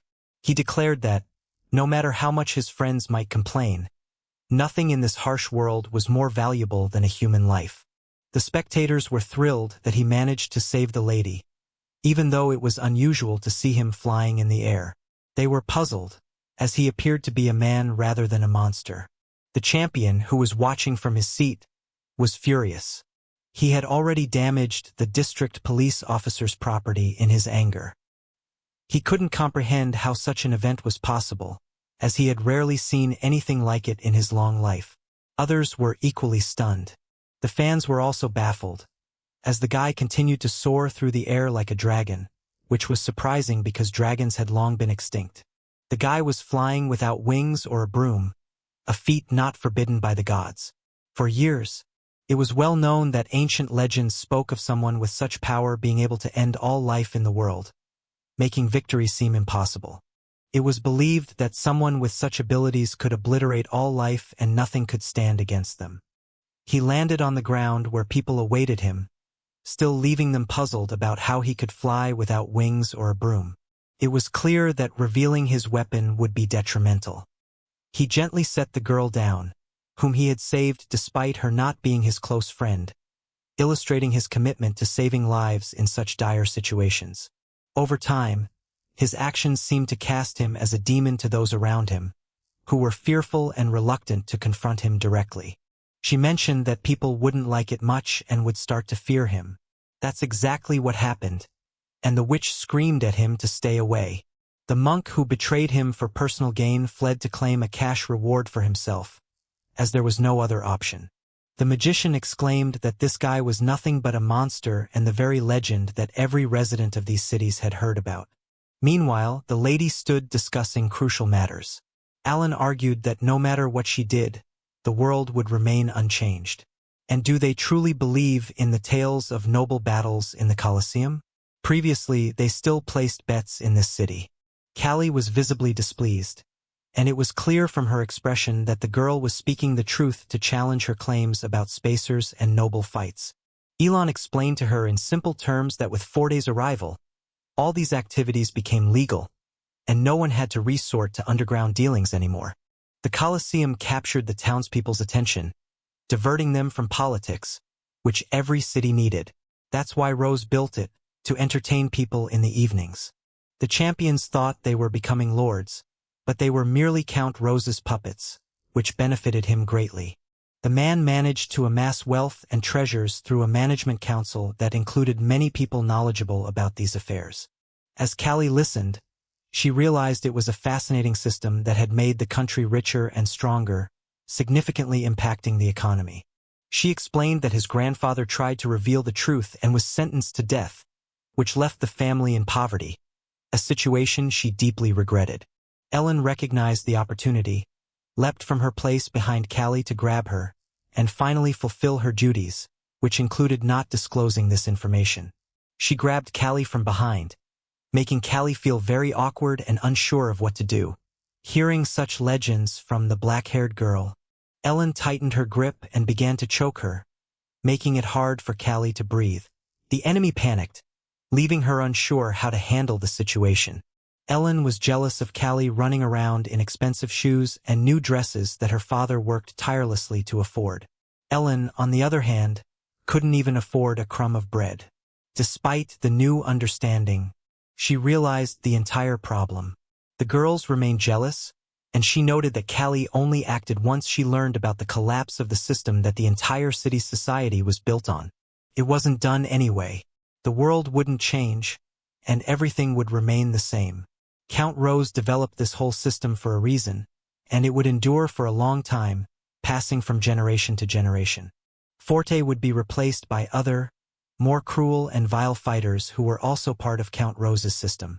In this system, there were no winners or losers, just Rose's slaves. Ellen released her chokehold, and Callie could finally catch her breath, thinking she had narrowly escaped death and would no longer see her friends and loved ones. Although she had no one except friends, Callie turned back to see why the girl didn't react to her release and didn't say anything. This wasn't like Elon at all. It turned out to be true, and they saw Cupid and the small creature, who had left long ago, come to the rescue. They managed to steal some items because the girl was wearing a piece of armor. Finally, everything became clear to everyone in the room. Everything depended on one thing, that Count Rose had Jabberwock. But it turned out everything was entirely different, independent of the armor the creature held. And the girl was wearing a glove from that set. They neutralized the strange girl who clearly had issues with Callie. They stood there, pondering what to do with the armor. She opened the Turbook, where they discovered the armor from the ancient poker army, preserved in a small copy for the winner of all battles. Callie was in joyful shock, unable to comprehend how they managed to obtain it despite numerous small details and potential problems along the way. She recounted how they reached the safe where all the documents, fixed matches, and other valuable items of the Colosseum were kept. Cupid didn't understand how she knew the password to the most secure safe in the city, but she explained how she had helped the blacksmiths who designed the local security system. Later, she noticed a huge chair with something on it, covered by a red tablecloth, indicating it was one of the most important aspects of the place. Everything appeared as if the armor, necessary to possess incredible power, was lying under the tablecloth.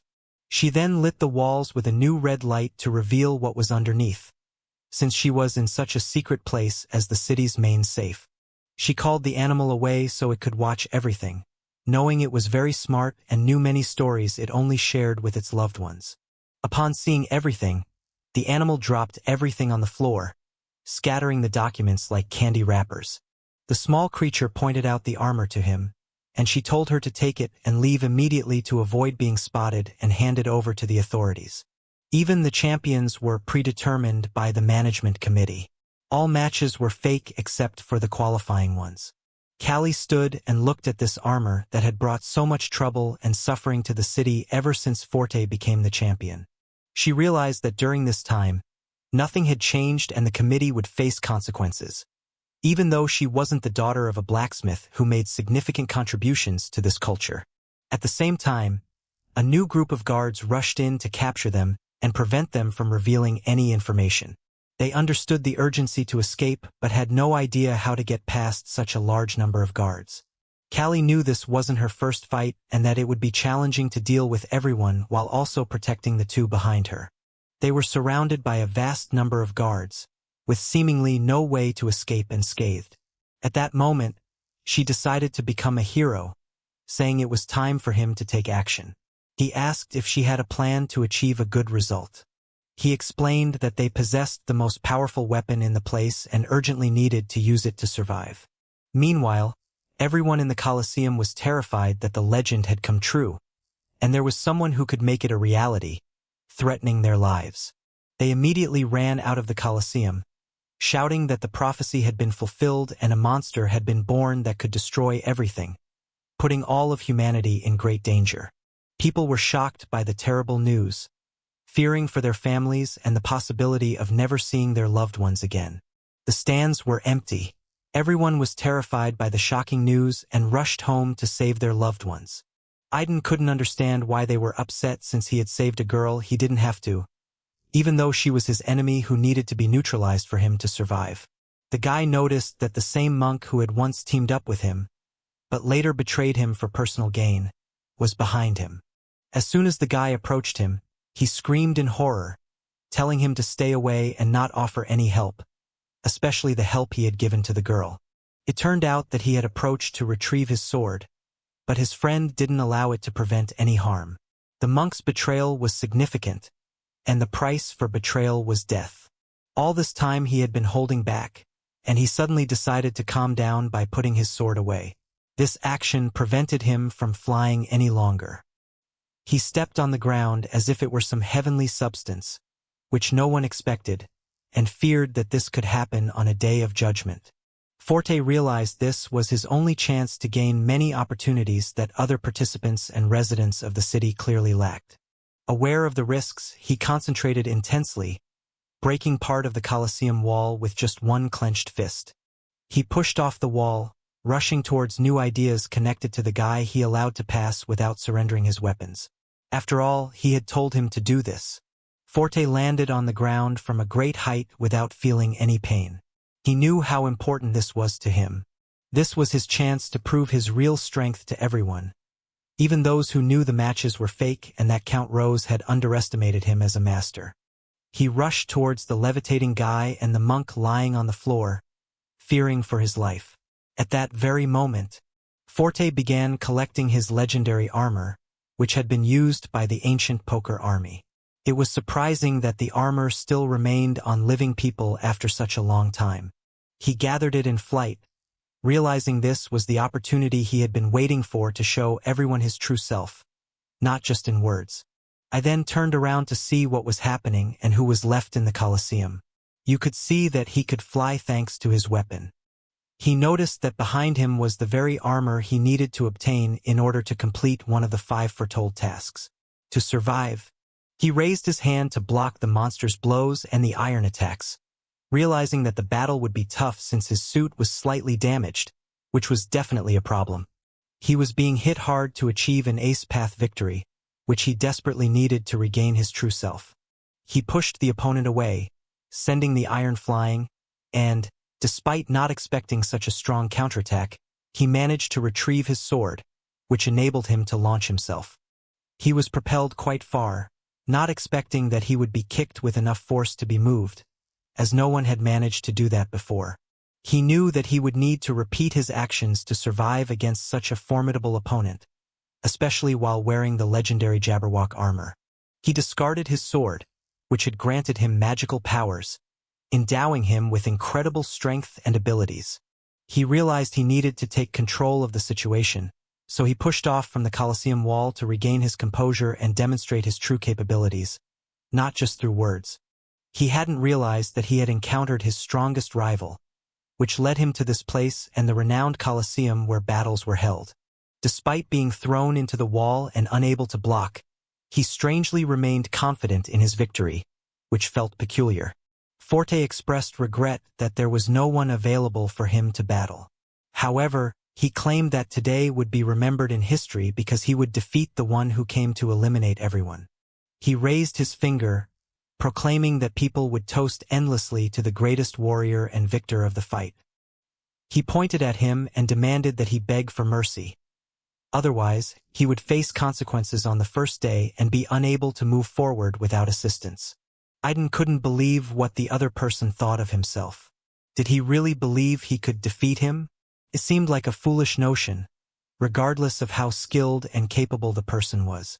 Portage declared that there would be no mercy, raising his hand to assert his authority and show that he would punish the troublemaker who had scared off all the spectators. IMI was pleased to have his weapon, crafted by his father when he used to be a regular customer who visited daily to have his equipment repaired. However, he didn't want to waste time and headed to the fort to punish him for his prolonged delay. This was clearly a mistake, as underestimating his opponent was a sign of impending defeat. He then noticed a crack in his helmet and was puzzled by how this could have happened. For years, no one had ever managed to cause such severe damage to his armor. The sword fell to the ground, its sharp end embedding into the earth, causing it to stand upright and face the sky. The guy, holding his head in his hands, watched in frustration as he couldn't get up, having been repelled for the first time. I suggested that it would have been better if he had announced his intention to use a weapon beforehand, as it was unfair to fight without such a warning. This was a shady tactic. This infuriated Forte, who yelled that attacking people during a transformation was against the rules. Cupid, from behind the stands, warned him to be cautious, as he was about to witness something that could be quite confusing. The guy felt increasingly nervous and sensed something unsettling. He was frightened and unsure of how to handle the situation. Forte swung his massive weapon and struck close to the guy, aiming to kill him with a single blow. Fortunately, the guy managed to escape in time. The champion was only able to damage his suit, which was precious to him not just as a piece of equipment but as a cherished memento, worn through all his battles. They had to lock eyes. Forte was baffled by how someone could deliver such a powerful blow to his armor, which had previously withstood all attacks. He hadn't realized how challenging the battle would be, and now faced a rival of equal strength. He would need to use all his power here. Behind Forte stood another man in impressive armor with a history known to only a few. Someone else had worn this armor, stored in the darkest corners of the Colosseum, which clearly hid some secrets. The warrior wielded the same weapon as Forte, the arena's champion, who had never been defeated before, and the rules allowed for some strategic tricks. He feared this might be a ploy by the champion to use a 2-on-1 strategy to secure victory, making it much harder for him to handle the situation. He shouted to his friend to stop, clarifying that she was not his enemy but Callie, the blacksmith's daughter who had done much for the city. Forte was incredulous as it seemed absurd. The girl had been bound for losing to the champion and was now a slave.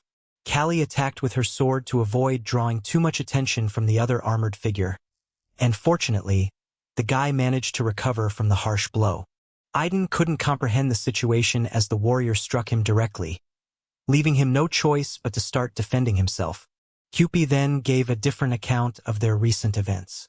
While he was engaged in battles over the past few days, he recounted how they had acquired the famous Jabberwock armor using clever tricks and teamwork, executed with great success. The three of them had managed to rob the Colosseum, which was heavily guarded. Callie alone had dealt with the crowd of people who rushed to seize the armor. It was later revealed that the girl had to don the armor and enter the battle to exact revenge on Forte for all his tricks during their previous fight. Callie assembled the entire suit for herself and put it on to demonstrate to the champion that she was far stronger than him, and that her previous defeat was simply due to an unfair mistake. Both the audience and the beast observed the scene, finding it very unusual and frightening. They began to worry about the girl, as it was hard to predict what might happen next. As soon as she donned the armor, she felt a surge of energy and was able to eliminate all the guards surrounding her. She was overwhelmed by the armor's power, feeling as if she were possessed by a demon capable of destroying everything in her path. Her strength became uncontrollable, and she ended up attacking Aiden, who was unaware that the girl was under the influence of another force. She struck him, but fortunately, he and his friend managed to dodge the attack, avoiding harm.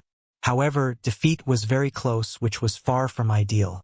Unfortunately, she faced a problem so complex that even the smartest person could not easily solve. They needed to stop her without harming the girl. Cupid shouted in her ear, hoping to make her understand that if she allowed the armor to fully take control, it would be nearly impossible to reclaim her.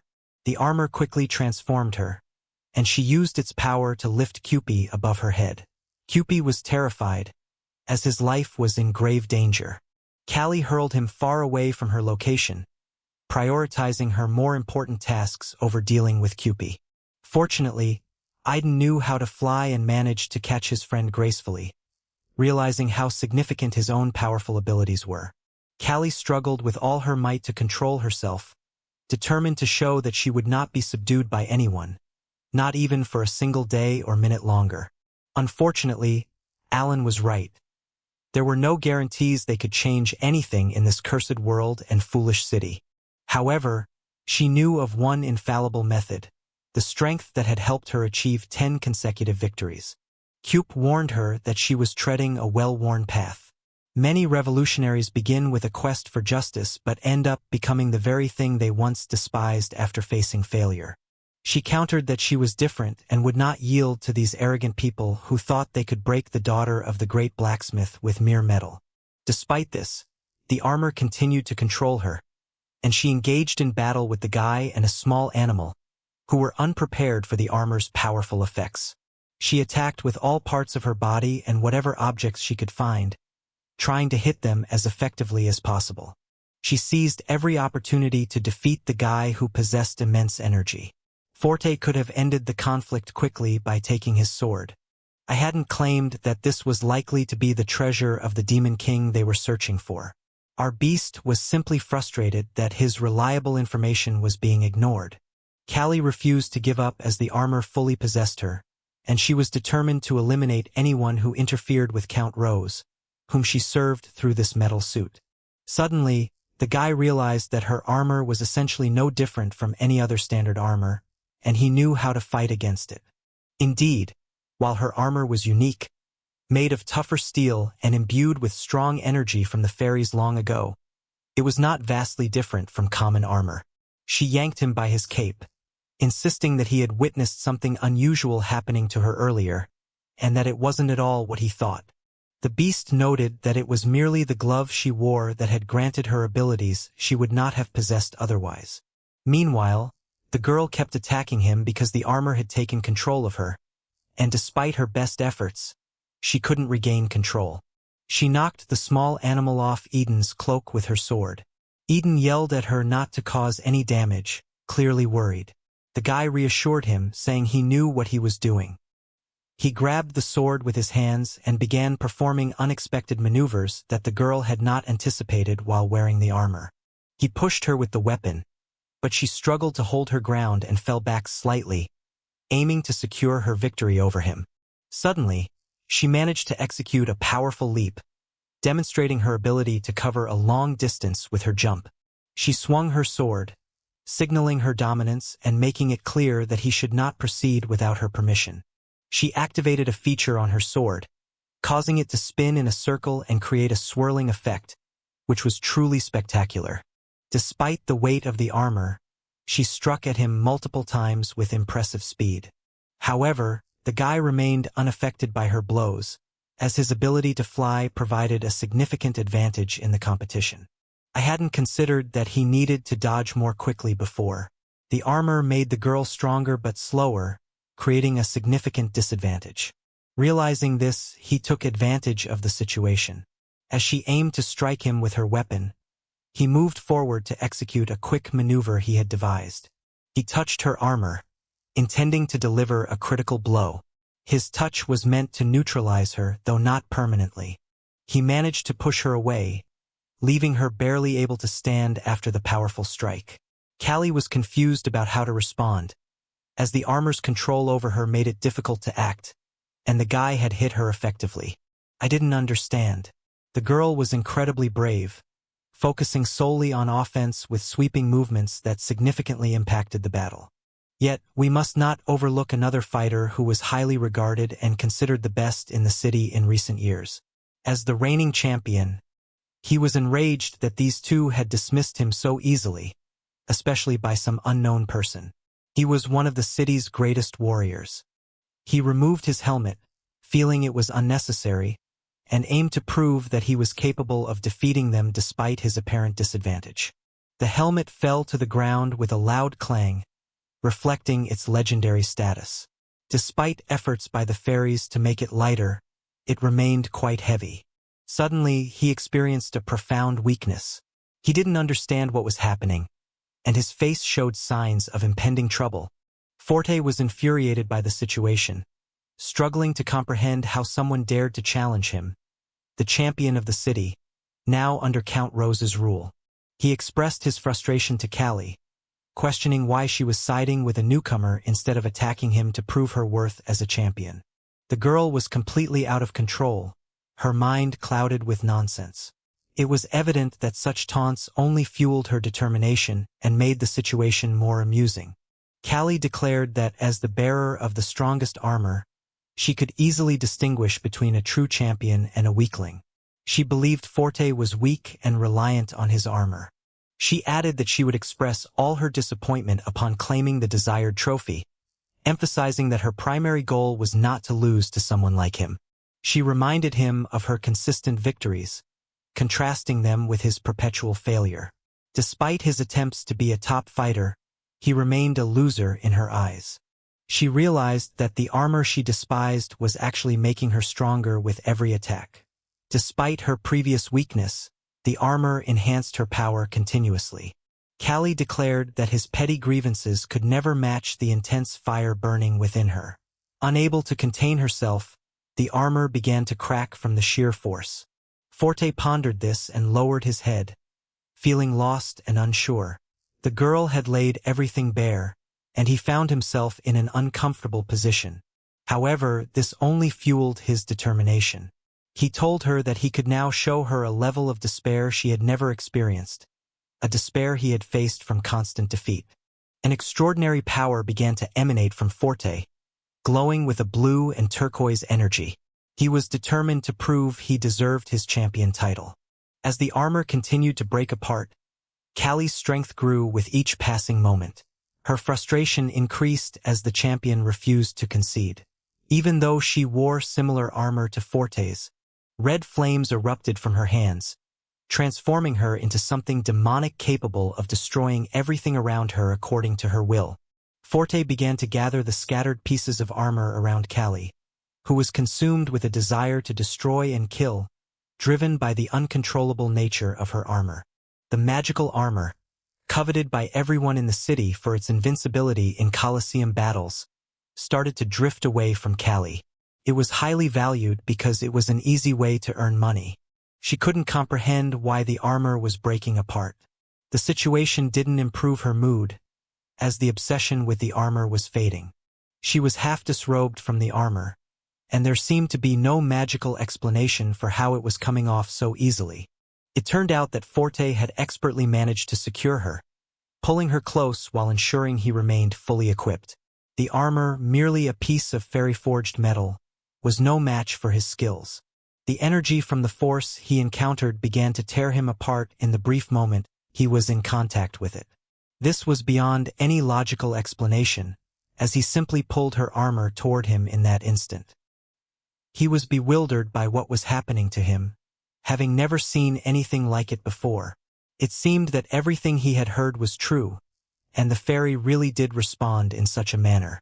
He hadn't expected this to be the perfect time for an attack, but was curious to see his final form and how he would transform after such a powerful change, as nothing like this had happened before. Callie was left almost entirely without armor, with only a small fragment remaining on her weakened body.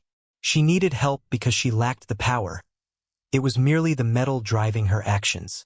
She was horrified and couldn't understand how this had happened, as she had done everything she could to prevent Forte from getting the armor they had struggled so hard to obtain. Despite her fear, she was determined to experience her first victory, which she had been missing for years. Forte's restriction on other competitions, favoring only collision battles, was advantageous for the country. They faced each other with Callie half-crouched on the floor. In front of her, the very transformations Forte had desired were unfolding. Then, a monster emerged, wearing incredibly strong armor visible on his legs. He taunted her, suggesting her defeat was inevitable after she had mocked him. He wore an extraordinary suit of armor that few could withstand, with steel a meter thick. He told her that it was her own desire to blame for this. He declared that he didn't choose this path. They had forced him into it. He revealed a heavy, unusual weapon that no one had seen before. He displayed a terrifying red ring, hinting that he would destroy everything and leave no one alive to prevent this from happening to him. He proclaimed that those who call themselves citizens would be punished immediately, as they had long deserved it for their behavior in the Colosseum, where he had labored tirelessly to become as powerful as he was. The being before her was not the Forte she knew. It was a monstrous figure with enormous arms and legs, ready to kill anyone who had treated him poorly. Callie managed to stay on her feet despite the immense energy emanating from the champion in his new suit, which he had fashioned for himself in just minutes. He remained airborne as he was propelled away, but the sight of Forte's massive form was unsettling, preventing him from moving forward with ease. When Forte landed, the ground cracked and gave way beneath him. The strength and weight of his new armor were far greater than the previous ones combined, making him 10 times more formidable. Forte pushed off from the ground, aiming to attack Callie, who was defenseless in her minimal armor. The situation seemed hopeless for her. The champion struck her with all his might, sending her flying and causing devastating consequences. She barely survived the blow, which had catastrophic effects.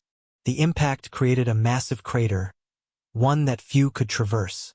The Colosseum was designed for such intense battles, with its structure accommodating the force of these contests. Callie was thrown back, struggling to remain upright. It was evident that another such blow would be fatal. The champion was indifferent to her plight. He readied himself for another strike, determined to finish her off for all the taunts and insults she had directed at him, calling him ineffectual and incapable. Forte roared, eager to deliver a final blow and prove his supremacy in the city, demonstrating that no one could stand against him. The girl could barely stand, and it was clear that she was on the brink of collapse. Her heavy armor, especially on her legs, was too cumbersome to remove. She screamed in disbelief at the champion's insanity, realizing that the power of the Jabberwock was likely controlling him. Despite their history, he seemed intent on killing her. Forte hit the ground again, creating a crater much larger than the first.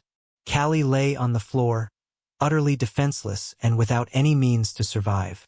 The champion, now fully engulfed in the power of an invincible warrior, intended to mock and torture Callie until he emerged victorious from the fight. He lamented that his past efforts only led to failures and that his current success was entirely due to the armor, without realizing that it was the armor's power driving him. He recognized that his life had taken a different turn, shattering his childhood dreams. What he had hoped for had not materialized, as the armor's power completely consumed him. Forte recalled the taunts and shouts from people who cheered for the victor and ignored the loser lying on the floor. People rarely consider why they remain silent about the struggles of those who fought hard to get there. The crowd relentlessly criticized him, calling him a failure who had achieved nothing and was now reduced to lying defeated. They mocked him for his tears and declared him worthless. The people mentally tormented him, claiming that if they were in his place, they would abandon such battles forever. They urged him to leave. The crowd's ability to oppress someone was clear.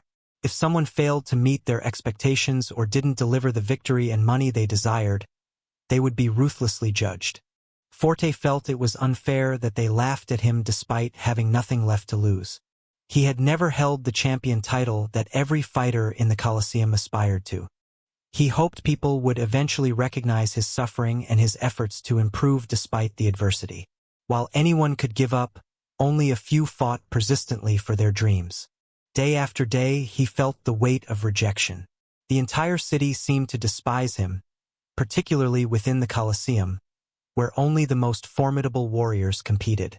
Day after day, he bled through grueling matches to achieve his dream of becoming the city's champion. Yet, his efforts went unrecognized, and his suffering during training was unappreciated. People shouted for his death, expressing their desire for him to perish. Fans couldn't understand why he continued to fight despite his numerous losses. He felt like he was treated like worthless garbage by a crowd that only saw him as a showpiece in expensive armor made by Callie's father, renowned across the island. They would only mock his death and rejoice, glad that someone they believed undeserving would finally be removed and not tarnish the Colosseum's reputation. Over time, he grew indifferent to their insults, which only fueled his strength. This resilience allowed him to accept defeat more easily, eventually leading him to victory. He looked at his armor and realized that if he didn't seize this opportunity, he would squander his chances and never achieve his long-desired goal. He understood that his armor was crucial in shaping him into the champion he had become, earning respect from everyone on the street.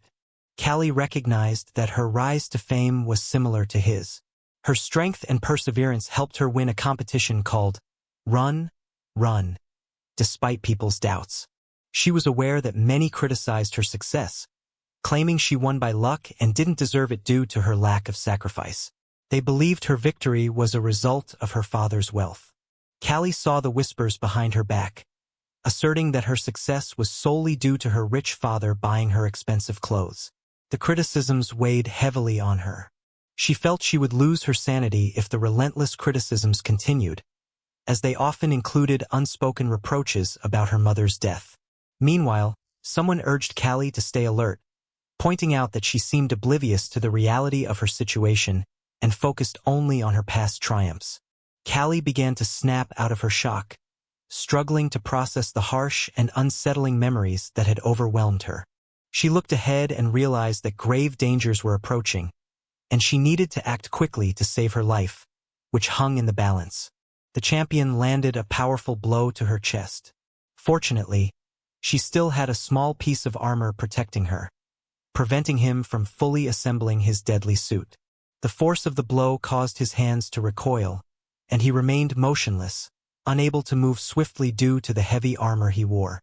Callie was hurled to the side but managed to survive, barely managing to get back on her feet. The blow was so forceful that it was miraculous she survived, thanks to the armor. Blood started to flow from her mouth, a consequence of the powerful hit. It was a miracle she survived the attack at all. Without her training, she would have been dead and unable to breathe. She screamed, calling him a freak, fully aware that the true nature of the champion was hidden behind his armor. Callie was struck by a powerful force, flipping through the air as if a herd of wild horses had trampled her. She was overwhelmed and disoriented. Irene, moving with incredible speed, arrived to challenge the upstart champion, whose abilities seemed dependent on his armor. The champion extended his fist to strike Callie's heart, targeting the weak point in her armor created by the fairies. With a powerful leap, he sent a clump of metal flying and maneuvered in the air, where he had a clear advantage due to his aerial skills, unlike his opponent. He aimed a decisive blow at Callie's helmet, intending to knock her out of her formidable armor, which Count Rose had generously given him. Aiden managed to send the champion crashing to the ground, demonstrating his superiority and proving that the opponent was clearly outmatched and should not have been a contender. The champion lay defeated on the ground, unable to defend himself. The victor hovered above, savoring the triumph, especially since the champion had previously boasted of being invincible. I questioned whether it was true that he had no other options, reminding him that everyone has the right to make their own choices and should be aware of the consequences.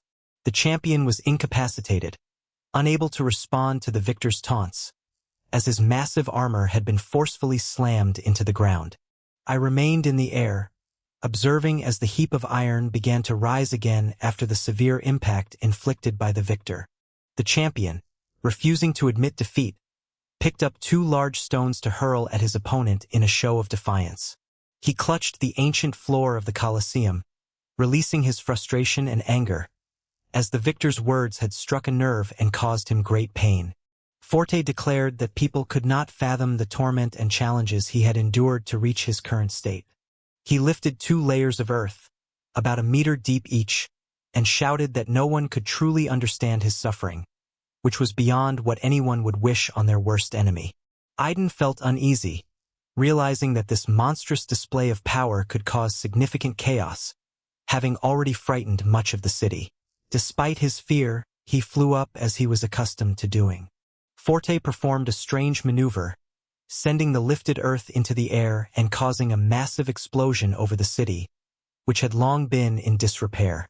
The sky remained eerily quiet, with no birds flying overhead while the 2 combatants clashed, and the area was filled with more onlookers than usual. Aiden ascended to avoid the disastrous effects of the champion's actions, as the champion sought to expend all his energy in response to the victor's provocations. Due to the massive amount of earth, over 5 tons, that Forte had lifted and caused to explode, Eden began to cough, overwhelmed by the sheer scale of the event. Forte leaped into the air to deliver another strike, his massive arms resembling machine parts, like a mutant cyborg. He slammed his enormous hands onto the ground, sending debris and parts of the earth soaring high above the heads of everyone in the Colosseum. He propelled himself from the ground, aiming straight at his opponent, who seemed utterly bewildered by the chaos. Forte was rampaging furiously. Forte was focused on how to deal with the person who had obstructed his path to becoming champion, while scattering the entire Colosseum audience, who had never left before a battle ended. Iden tried to brace himself with his elbows to lessen the impact, but he still felt the pain from the champion's colossal blow. Within moments, he was sent flying, and the champion crashed down, propelled by his own force, descending like a missile. Meanwhile, the victor remained airborne, observing how the massive champion, who could not defeat him, appeared small and insignificant in comparison. The Colosseum was heavily damaged by the battle, with a massive dust cloud rising as Forte wreaked havoc, further degrading the already deteriorating structure. The cyborg refused to surrender and only grew stronger. Steam billowed from him, an unstoppable killing machine. Forte's attack failed to finish the fight, as the victor couldn't see through the aftermath of such a powerful strike. Forte proclaimed that this was not the end and that the Lord would pay for what had been done to him, declaring that the boy would soon realize his birth was futile. He described an airbound phenomenon, where a wall could be shattered with a punch, but in its current state, any impact was absorbed and significantly diminished. The current state of aggregation absorbed impacts so effectively that they barely registered, as if they didn't exist. The victor struggled to comprehend how he could breach this seemingly impenetrable armor, which was renowned as the finest in the city and nearly invincible.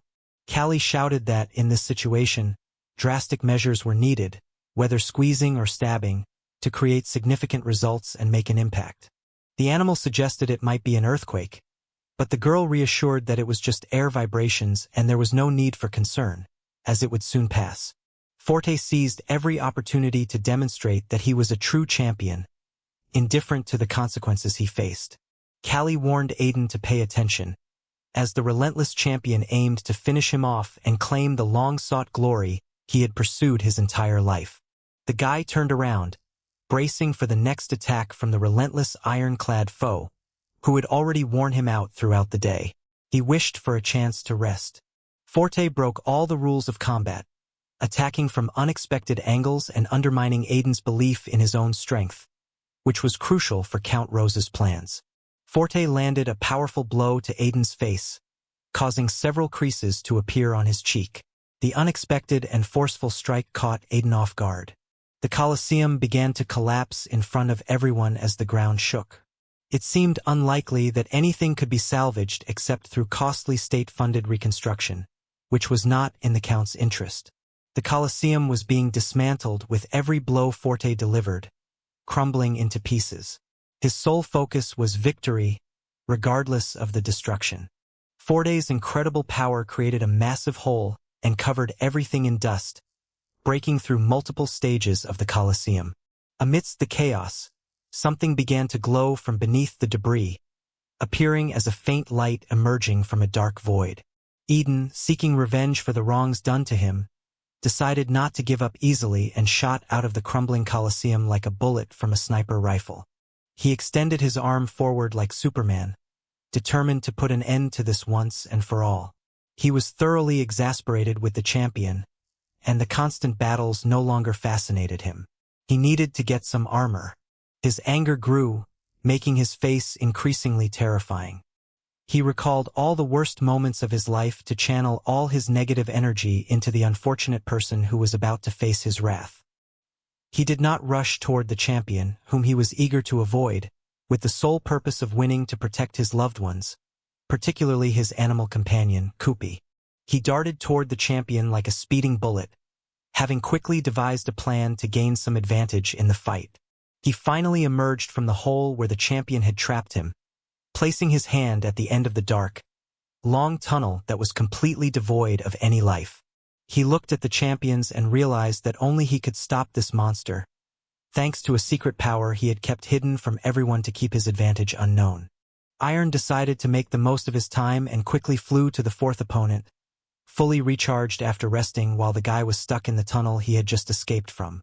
He approached him at lightning speed with no trouble, demonstrating that it was a mistake to think he could escape, and that he wouldn't be able to avoid him or crash into the wall.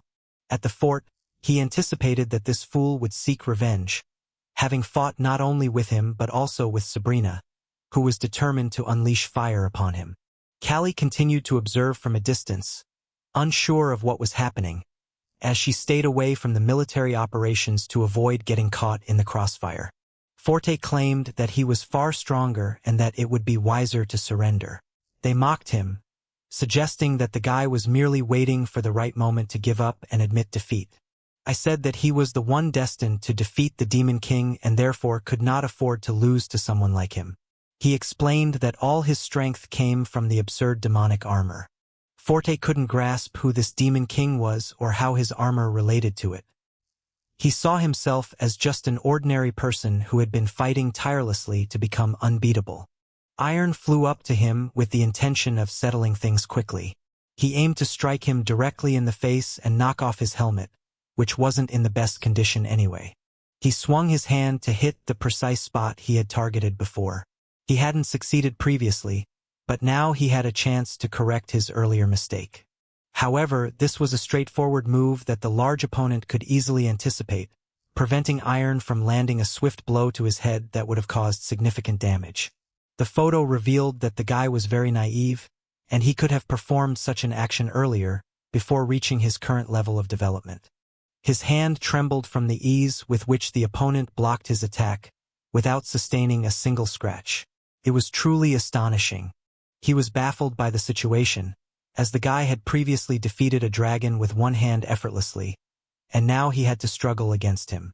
Plus, there seemed to be no clear path to victory. Callie mentioned that before a duel, opponents usually try to understand each other, and relying solely on strength could jeopardize their chances of winning. Callie said it was time for them to leave, but the animal insisted she stay and help, as they were unlikely to succeed without her assistance.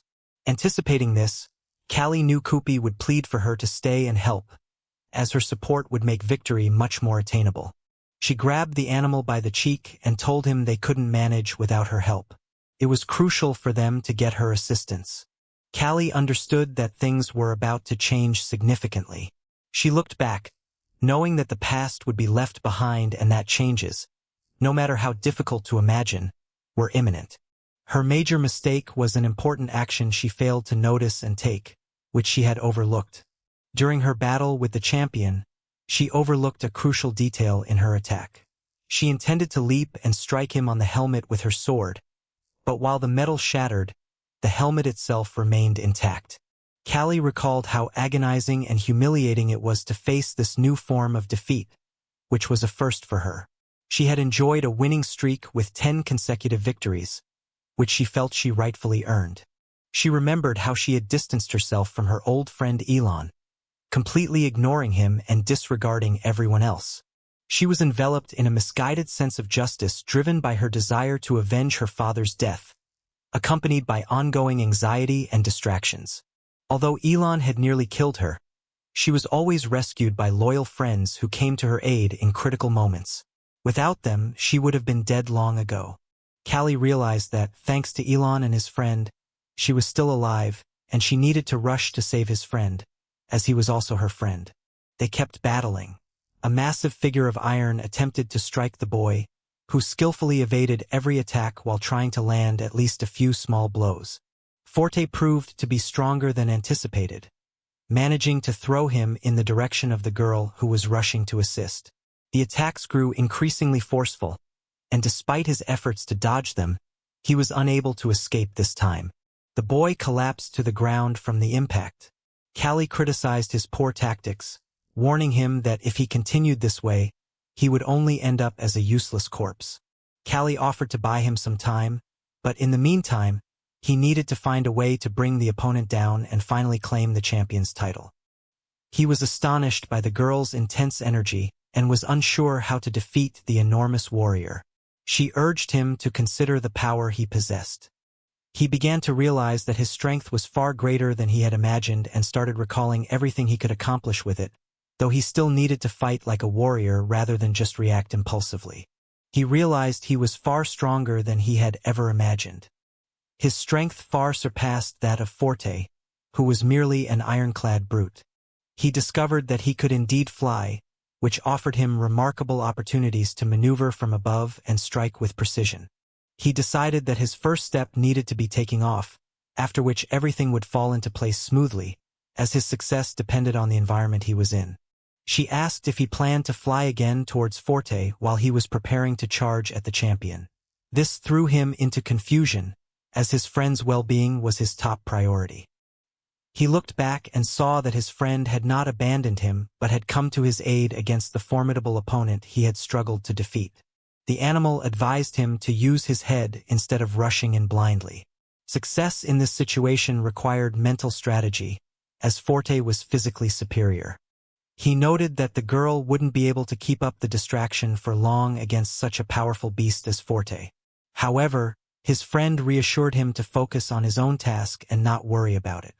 They faced each other, and Forte remarked that someone who recognizes their mistakes would not lose to someone who never acknowledges their flaws.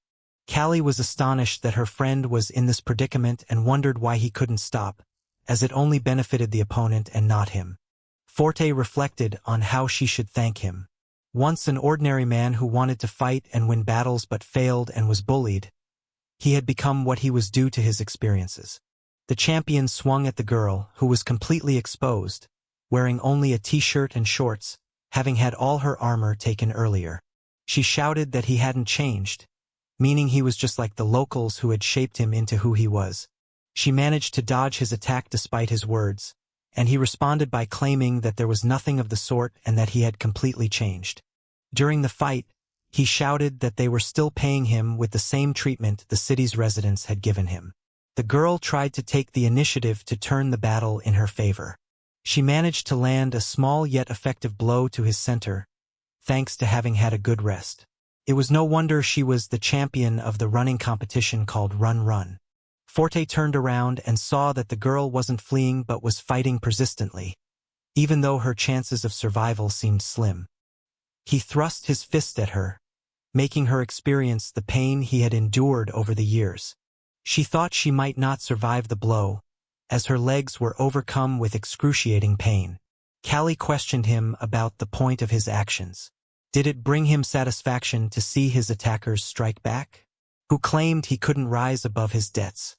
He removed his helmet and realized that the girl was trying to communicate something he should have understood long ago. However, the pain and unresolved wounds kept him from finding peace. He declared that the creatures deserved their miserable existence because all they did was criticize him for being incapable, except for lying on the Colosseum floor. Forte continued to behave like a brutish animal, moving towards the girl who sought to enlighten him. He was indifferent, finding pleasure in their shared experience, which was the most satisfying he had felt in years. She realized that if this monster continued his relentless attacks, her survival was unlikely, and she might have to resort to ending her life because of him.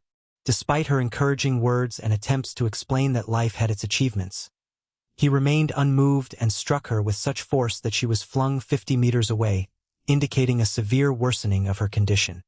His strike was so powerful that she was thrown 50 meters away, significantly worsening her condition. After hitting her, he felt a sense of hostility, questioning why she hadn't defended herself. She expressed that it was an unpleasant experience for her, feeling that his actions were worse than she had anticipated. She recalled the evenings when he used to dine with her father at the same table. She wondered what painful memories were tormenting him. She knew she wasn't trying to hurt him. She was merely fighting for her deceased father. She reminded him of the time she thought he was obsessed with an icon that was destroying everyone from within. The girl even shed a tear as she spoke.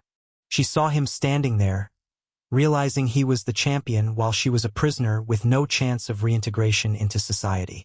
Callie noticed he seemed dissatisfied and unchanged, though she knew he had been sincere when he spoke to her back then and wasn't lying.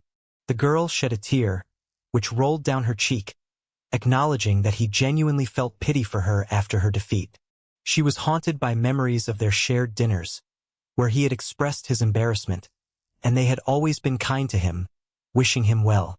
Callie often defended him, but it seemed like a mere jest. There was a mutual affection between them due to the time they spent together.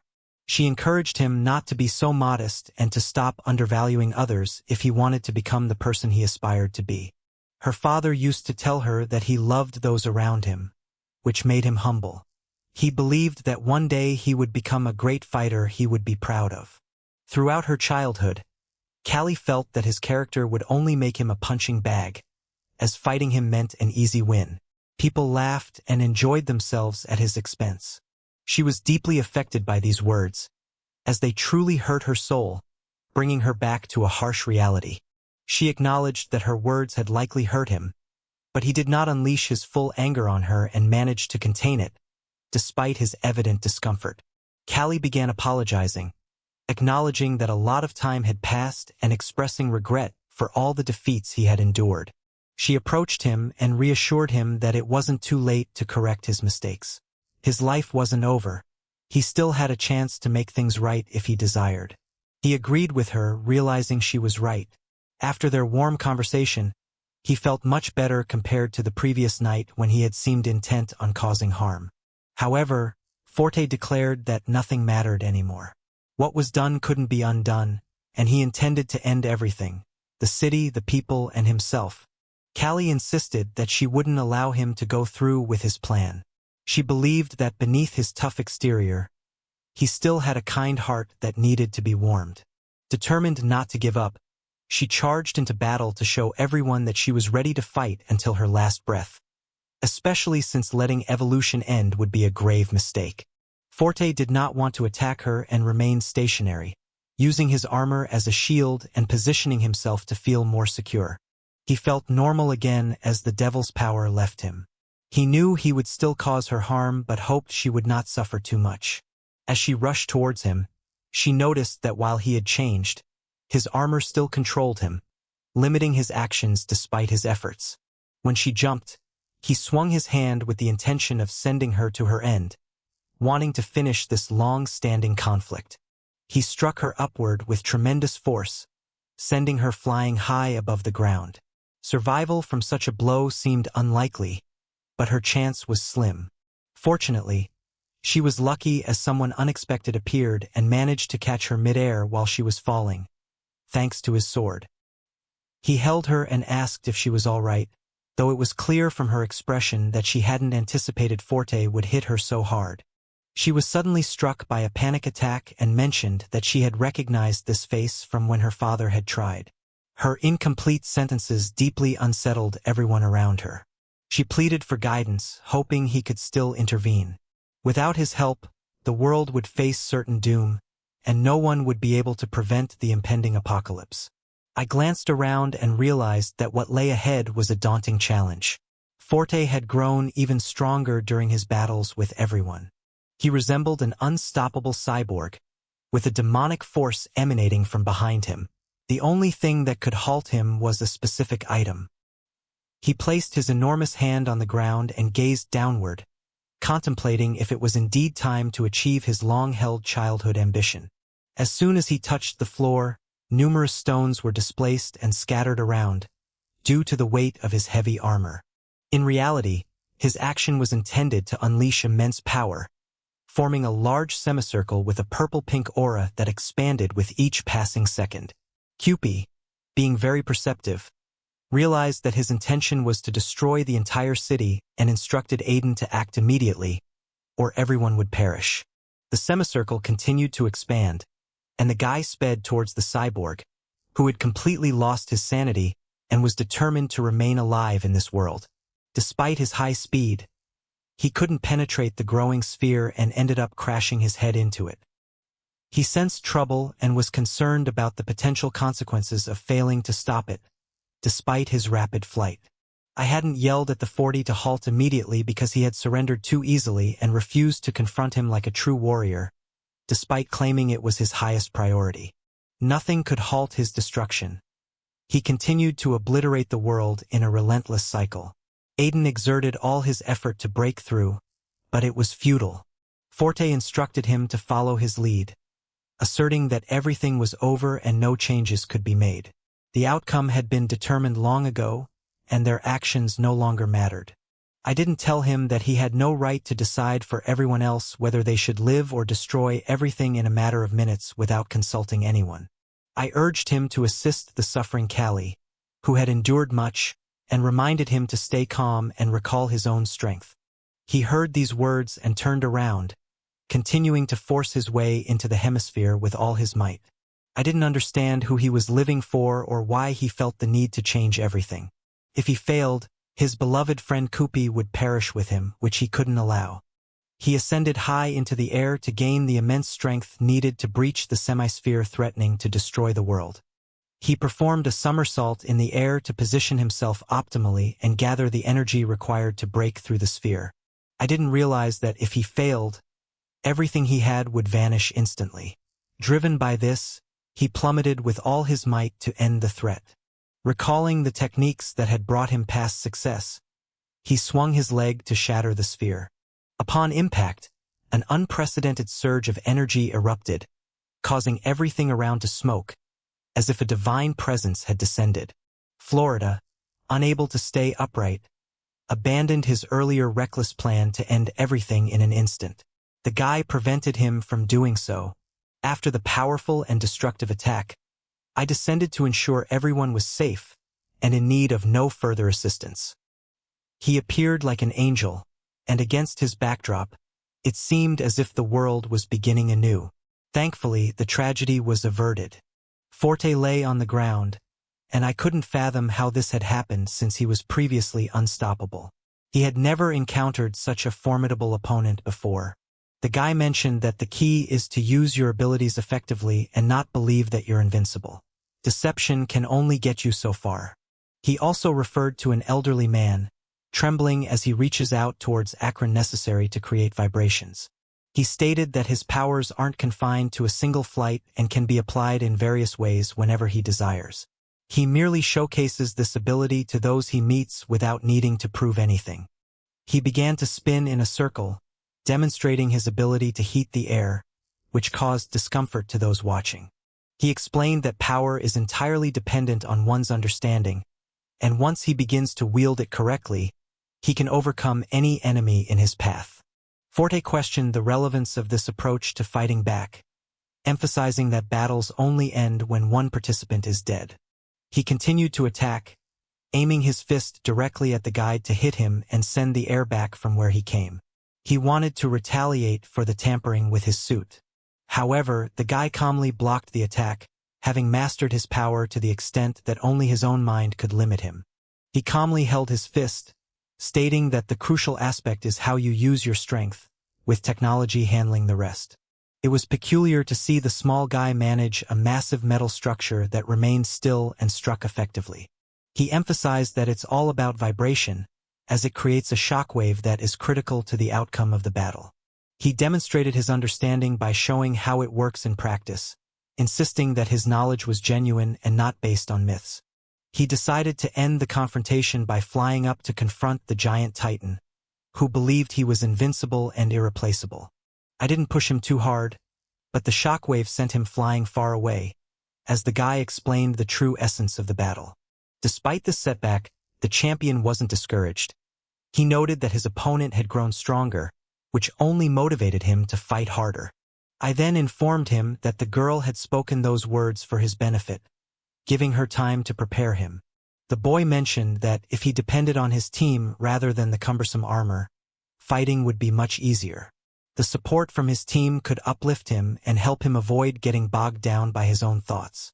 The champion insisted that a single blow meant nothing and that he would now demonstrate that no one could defeat him while he wore this armor. I didn't adjust his stance and said that if he felt this way, he was ready to prove his point once again and be sent off. The guy charged at him, and he raised his enormous fist to block the attack. It was unusual to see such powerful rivals about to clash. Kupi watched with the girl, confused about the reason for their renewed fight, as he had advised focusing on tactics. The animal was puzzled and unsure how to assist, while Kali remarked that Forte, like any other person, was vulnerable despite being a warrior. She explained that the champion's desire to challenge even the strongest fighter was driven by his need to prove his invincibility and protect his ego. She also mentioned that the boy's actions wounded the champion's military pride, as he valued himself above everyone else. Kupi found this amusing and said he didn't want to delve into the logic of fools, but acknowledged that the situation was more complex than he had initially thought. Meanwhile, the fight continued, with the champion holding an advantage due to his armor being much larger and stronger than the guy's. Despite this, I persevered, making the most of every opportunity, even though his face clearly showed he couldn't afford to lose this confrontation. He managed to deliver a powerful kick, sending a massive metal structure forward and causing him to scream throughout the Colosseum. Forte, not being a weak fighter himself, withstood every blow and noted that he was beginning to grasp something significant that was causing him pain. Aiden, looking worse for wear with a face swollen like a chipmunk that had overeaten, suggested ending the fight as he was in pain, just like his opponent. Forte agreed, swinging his arms to retaliate. He intended to strike back and prove himself as the invincible champion of the city. He aimed to deliver an uppercut to his relentless opponent, who continued to dodge and counter his attacks. Despite this, Forte, influenced by Akron, wasn't deterred by the potential consequences of their collision. The impact caused Forte intense pain, making his vision blur and momentarily losing consciousness. Forte found himself in a dire situation, feeling pain from a young boy who, without any extra aids, managed to challenge him effectively. Kali and Kupi watched in horror, concerned for both heroes. The girl was particularly worried about the champion, reminiscing about the warm moments they had shared.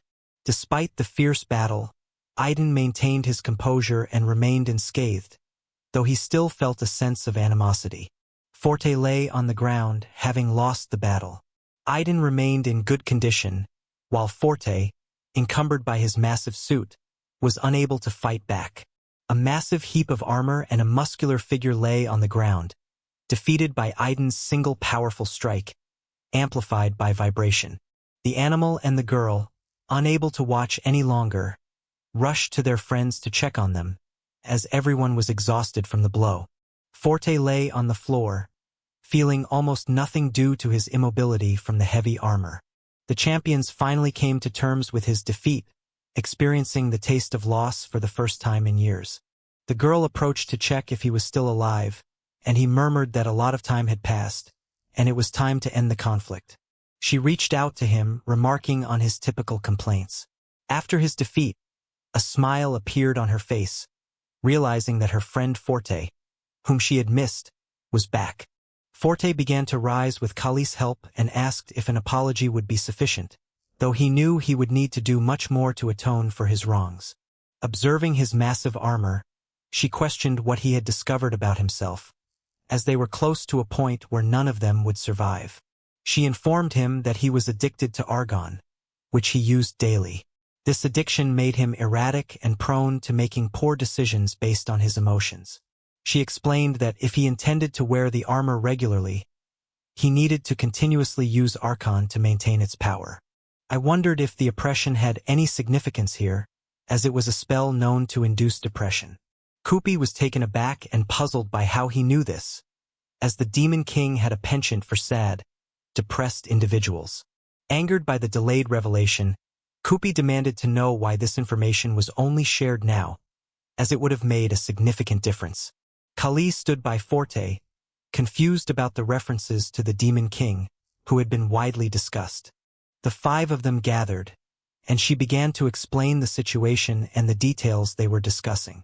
After learning that the Management Council was somehow linked to the king, Forte mentioned that they were distributing armor and had given him specific instructions.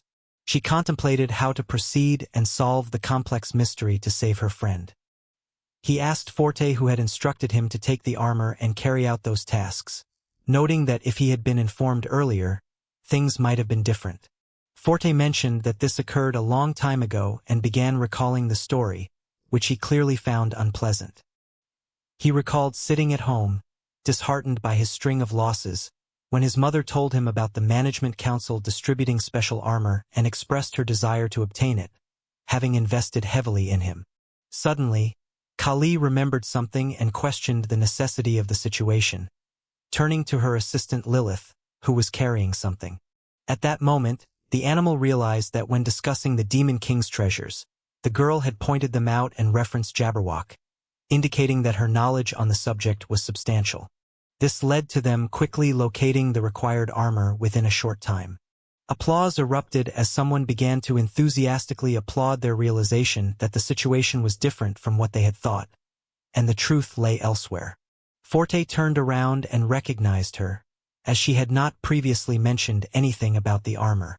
She continued clapping and confidently declared that she was responsible for everything, asserting that it was due to her efforts that they quickly found the armor.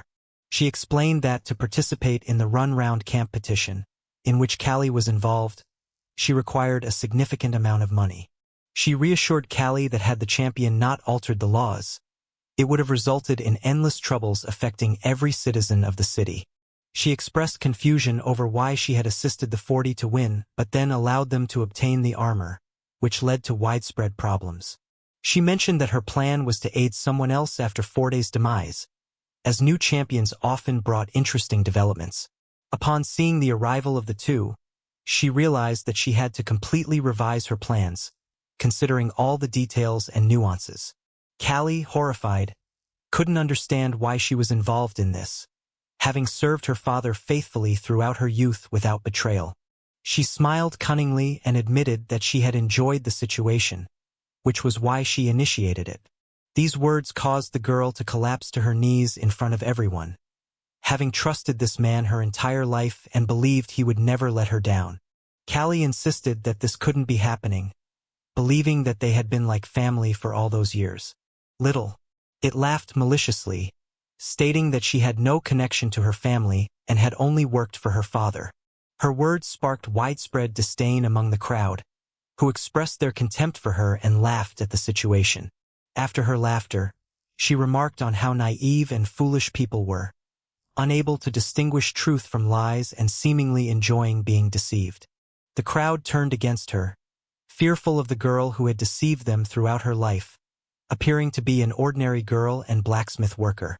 She argued that allowing oneself to be repeatedly deceived was foolish, and everyone listened intently, recognizing the sharpness of her observation. The guy expressed that they had trusted her, but she had treated them in a way that was inhumane, which few could tolerate. It was also doubtful that anyone would trust her again. She claimed that people preferred to shed fake tears, pretend to care, and laugh behind others' backs, making it difficult for them to accept the truth about themselves. Forte, unable to handle the girl's revelations, began inspecting his armor, which he had used both defensively and offensively. He despised people who were corrupt internally and threw a piece of his armor at her, understanding that she simply wanted to vent her frustrations. He shouted that she knew the consequences of her actions and still wanted the treasures of the Demon King, aiming to gain more trust. She picked up his armor and uttered a crucial statement that changed everything the humans had believed. It clarified that this piece of steel had no connection to the Demon King, and though the situation was confusing, it was also clear. She was bewildered by how this armor could affect people, transforming them into completely different beings. It acted swiftly, rushing at the champion to deliver one of the most powerful blows imaginable. She held onto the giant's armor to stay mounted on the suit, which was already right beside her. She leaped onto him to gain a more advantageous position, making it unlikely she would be able to properly disarm him. Lilith managed to bring the massive suit, which weighed over 3 tons, crashing to the ground, an act that defied logical explanation. She began explaining that the great demon's treasure was not related to the armor at all, but rather something entirely different. She revealed to Forte that the treasure of the great demon was actually him. This revelation left the guide in shock, unsure how to cope with the realization that he was a monster. He looked stunned, as if he had been shocked with electricity, unable to control himself in the face of such news. He felt compelled to act, knowing he needed to do something to survive. Leela mentioned that there are always deceitful whispers that flatter and deceive, tempting human ears with sweet stories. The girl claimed that his treasure was enchanted by whispers. She looked at him as if he were prey and she were the predator meant to capture him. She began whispering in his ear, telling him she was merely helping him hear the inner voice within him more clearly. Forte was terrified by this realization. He understood he had wronged people, but he couldn't grasp the mind-boggling idea that he himself was the Demon King's treasure. She yelled at him to wake up and ignore her, insisting that she was speaking utter nonsense that could only lead to disaster. Callie lifted off the ground to perform her signature move, which had made her famous in all the competitions. Unable to tolerate what her friend was saying, she struck her on the head with tremendous force, akin to a car smashing into a pole at high speed. She did this because the girl had deceived her throughout her life. Does she now have the right to hate her? She yelled for everyone to stop, revealing that the armor was fueled by his hatred, which had been absorbed from Callie's actions. It became clear that the creature was clever enough to speak the truth, even though it might have seemed like nonsense. The demon's assistant realized it was time to put an end to this, so she threw the gauntlet at Callie, who already knew enough and needed to finish it. Callie struggled to withstand the full force of her friend's blow, gripping the armor with all her strength, though even a small part of it was significant. The armor mocked her, questioning if anger was her favorite emotion, sensing it had been a constant in her life. Callie held onto the armor firmly, declaring that she would not let her emotions control her and was determined to resolve the problems caused by the demon. She threw the piece of armor to the ground and faced her enemy, who was her #1 foe. Years of betrayal could not be forgiven or undone. Little sighed and stated simply that all games had ended long ago and nothing could stop her now. She commanded the guards and the fleeing townspeople to kill the 4 individuals who could not be trusted, or else the truth would be exposed. Callie realized they were inciting a rebellion against the authorities, as the forts had long been undefeated champions. A large number of ordinary citizens emerged with pitchforks, demanding the dissolution of the Manifestation Council and accusing them of lying. They were ready to attack immediately. Then, the feared event occurred. A city-wide uprising erupted, with people turning against each other. The common people joined the fray, charging at the well-equipped Colosseum guards. The crowd was so massive that it nearly filled half the stadium, charging at each other like speeding trains on a track. Little watched the chaos with satisfaction, knowing that it wasn't the weapons that would bring down the townspeople, but the lies clouding their minds. As the situation deteriorated, Callie tried to calm everyone down, shouting for them to stop behaving like animals and to cease attacking each other. The villagers began fighting because they felt betrayed by the lies they had been told, and they sought revenge. Despite the guards' orders to stop, the villagers ignored them and continued their violence. Callie exerted all her effort to halt the senseless violence, pleading with them to stop, realizing they were being misled. But someone's taunts penetrated her thoughts, and she was too exhausted to manage the situation effectively, having just finished a battle with Fauda that led to unification. An ordinary man shouted that he knew the truth, revealing that Callie's father had been killed. He couldn't understand why Callie was on their side, as he thought she could have persuaded them to stop fighting. Callie explained that knowing the truth was one thing, but understanding it fully was another. She urged him to listen, but he dismissed her as a traitor and told her to be quiet. At that moment, a spear flew through the air, almost causing death if not for the intervention of someone. Forte, despite being encumbered by the heavy suit, managed to catch the spear and save the man's life, considering it the most crucial action he could take. He urged the man to move away, revealing that everyone had been deceived by Count Rose's clever manipulation aimed at consolidating his power. The man couldn't understand why the champion would side with the Colosseum and was shocked by the revelation. He called out to his brothers, accusing the champion of siding with their enemies, urging them to capture him regardless of the cost. A large group of guards rushed towards the fort, intent on capturing him due to the perceived betrayal. Kupi shouted that their anger was preventing them from hearing the truth, that they had all been deceived and misled. Aiden merely watched as people fought to prove their point. This senseless battle escalated to the point where they began killing each other. They attempted to impale an unarmed man lying on the ground with a spear. The guard was at a loss, unsure of what to do while the man lay there. An invincible champion appeared, still able to protect his charge, and seized the hand of the guard who was about to spear the unarmed man.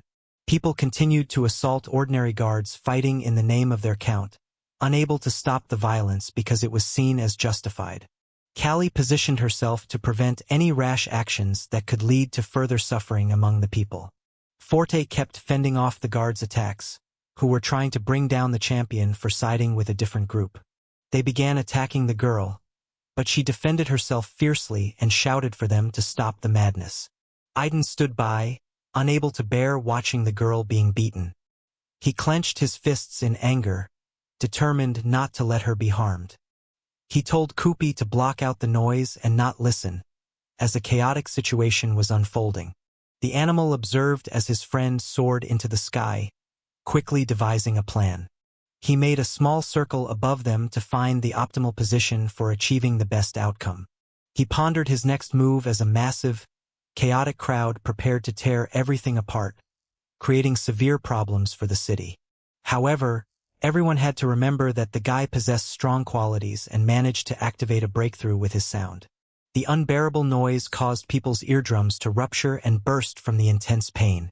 At that moment, he descended rapidly like a sword falling straight down, creating waves of disturbance with his descent. The excruciating noise was so overwhelming that people stopped fighting, fearing they might go deaf from the sheer volume. Kupi also couldn't withstand the pain, shaking uncontrollably because it was too much to bear.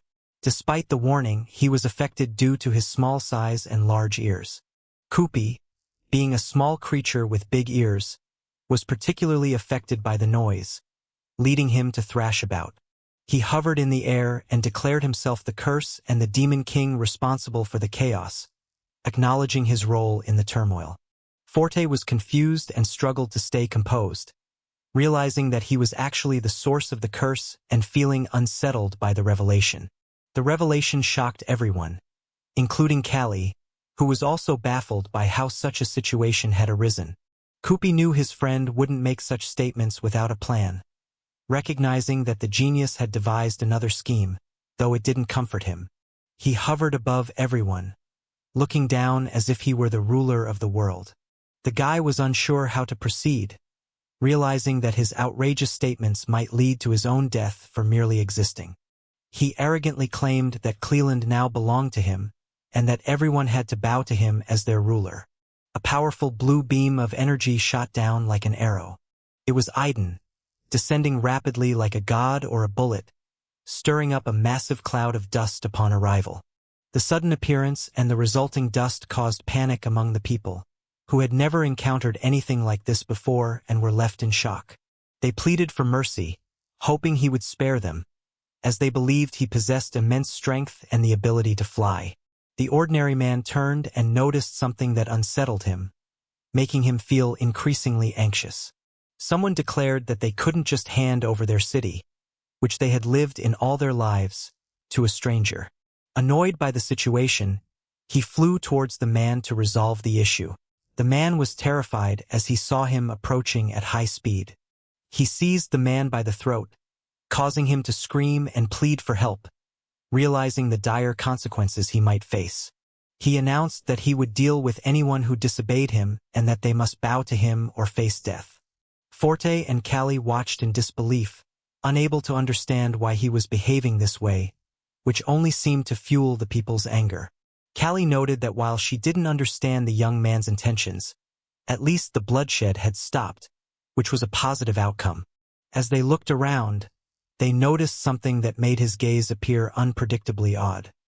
He continued to hold the man by the throat, claiming that they were deceiving the people into believing this was a city of warriors, which was clearly false. Someone picked up a shield, likely to scare the people and put an end to the young man's demand for submission. The man used the shield to strike the young man's back, forcing him to release the one he was choking. The crowd understood that the man hoped to subdue him with a single blow, shouting for him to let go immediately to prevent him from capturing the city. Aiden was pleased to see them working together and noted that their reluctance to kill each other was unusual. The man holding the young man explained that they were merely following orders, as refusing could result in imprisonment for slave torture. Aiden realized that if someone had given them orders, there must be another leader besides himself that he needed to defeat. He demanded to know who had given the orders, but the man remained silent, afraid to speak out fully and reveal his thoughts. The man didn't disclose who had commanded them, so Aiden threatened to kill the rats that had poisoned them if they didn't provide the information. The people realized that this approach wouldn't work and that they needed to find a different strategy, or things would end badly for them. He then picked up the man and dropped him onto the floor, injuring his back severely, which stirred up the crowd. The man had worked hard at the factory just to afford a can of Akron.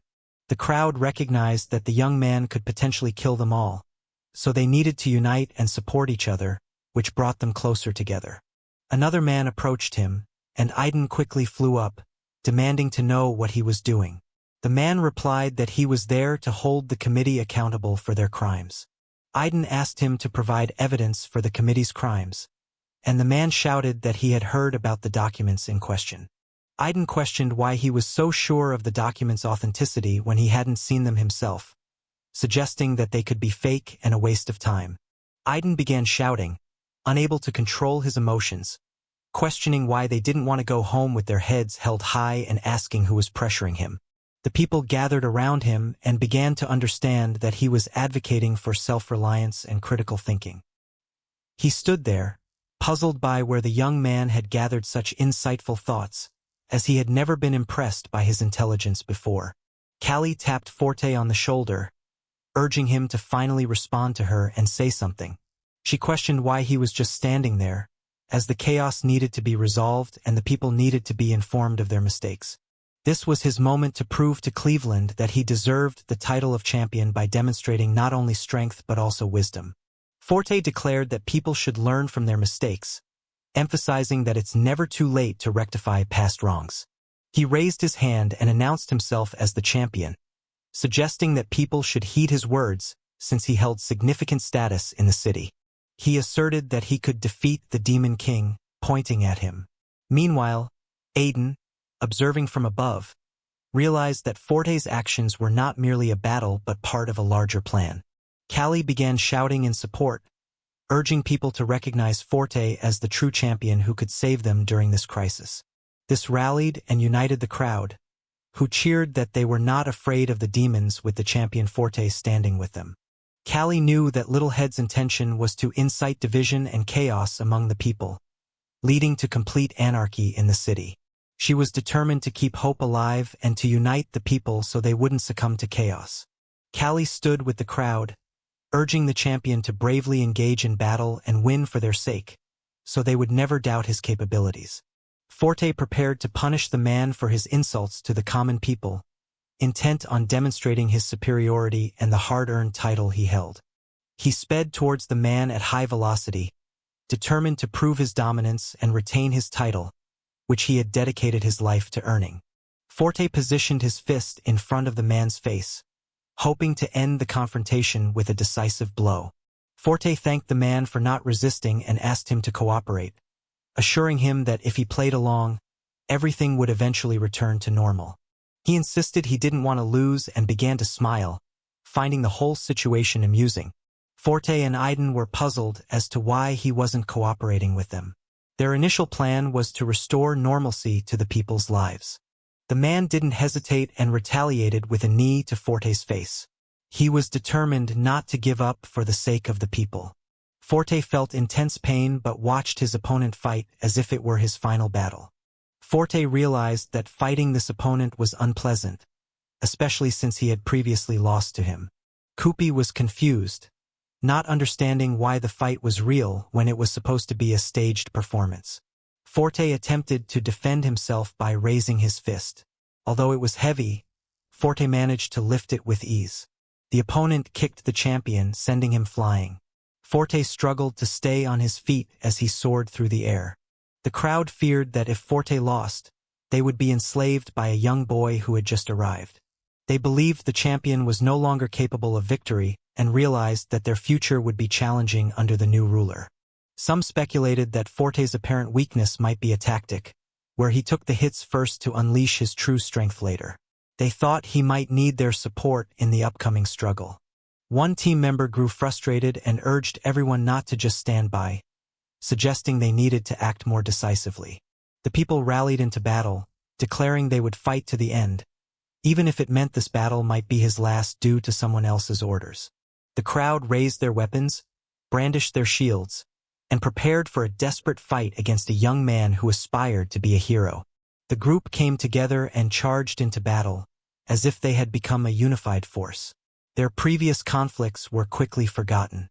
They surged forward to confront the impostor who had attempted to seize control of the city, unstoppable like buffaloes charging their prey. Shortly afterward, the weather improved with clouds drifting like ships and a light fog hanging in the air. In the forest, Callie, Forte, Aiden, and Kupi gathered. With the crisis resolved, they could now talk freely without any outside interference. Forte acknowledged that although he had become a city hero, it was Aiden's efforts that had truly resolved the situation. Aiden appreciated the recognition. Kupi noted that the people had finally expressed their anger and reunited as one, though the future remained uncertain and depended on time. Callie expressed hope that her friend would avoid causing future problems, so they wouldn't need to call for help again, which would be burdensome. Aiden and Kupi waved goodbye, advising them to be careful as they went off to handle their own affairs. They waved back, watching as the animal and its companion walked away into the distance.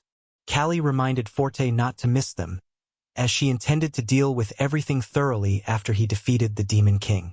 Forte was puzzled by her comment, but she remained silent for a moment, then told him to go before she changed her mind. He was pleased that she believed in him and was confident he would return and resolve the issues he had previously created. Callie questioned why they had to orchestrate such a dramatic display when he could have simply spoken about unity and other important matters. Forte explained that it was the first thing that came to mind, and he hadn't considered other approaches for the sake of realism. They heard Forte's request to join them on their journey. Initially surprised by his invitation, they soon felt pleased by it. Aiden considered the idea thoughtfully, recognizing that such a powerful warrior could be beneficial in any situation or challenge they might face. The weather was pleasant, and they continued on their path, eager to discover the new adventures awaiting them. It was autumn, and the trees had shed all their leaves, leaving their branches bare and exposed. Kupi stood beneath these trees, engaged in discussion, though one of them was clearly uninterested in the conversation. A leaf fell onto his head, adding to his irritation with the persistent annoyances he faced. The little panda was adamant about not wanting Forte to join them, feeling he was unaware of the existing problems they faced. Despite feeling relieved after calming the inhabitants of the strange city, a new wave of negativity quickly overwhelmed him. He remarked that oppression isn't something that can be easily forgotten, as if it were a trivial matter. Aiden gently removed a piece of paper from his ears and touched it soothingly, trying to calm his turbulent emotions. He handed over the paper and advised him to stay calm, noting that while everything was fine, he had only 70 days left to live. He explained that Forte might reconsider his decision, which could affect their mission to save lives. Panda clutched the paper and insisted that exposing themselves to such danger was unwise and that he should withdraw. He urged them to leave immediately, noting that Forte was clearly disheartened by the suggestion, as he genuinely wanted to help. Aiden advised him not to be harmful, but he remained firm in his belief that Forte couldn't continue with them on their mission. Forte demanded that they stop, and for a moment, everyone listened to the champion, even after the troubles they faced in the Colosseum. He pleaded on his knees for a chance, arguing that the experience he could gain fighting the Demon King was incomparable to any Colosseum battle. Aiden told Panda to avoid being harsh, as Forte's determination often led them into trouble. He was relieved that the guy could understand this. The guide smiled, acknowledging that they had come a long way together, with new stories, including their time in Cleland.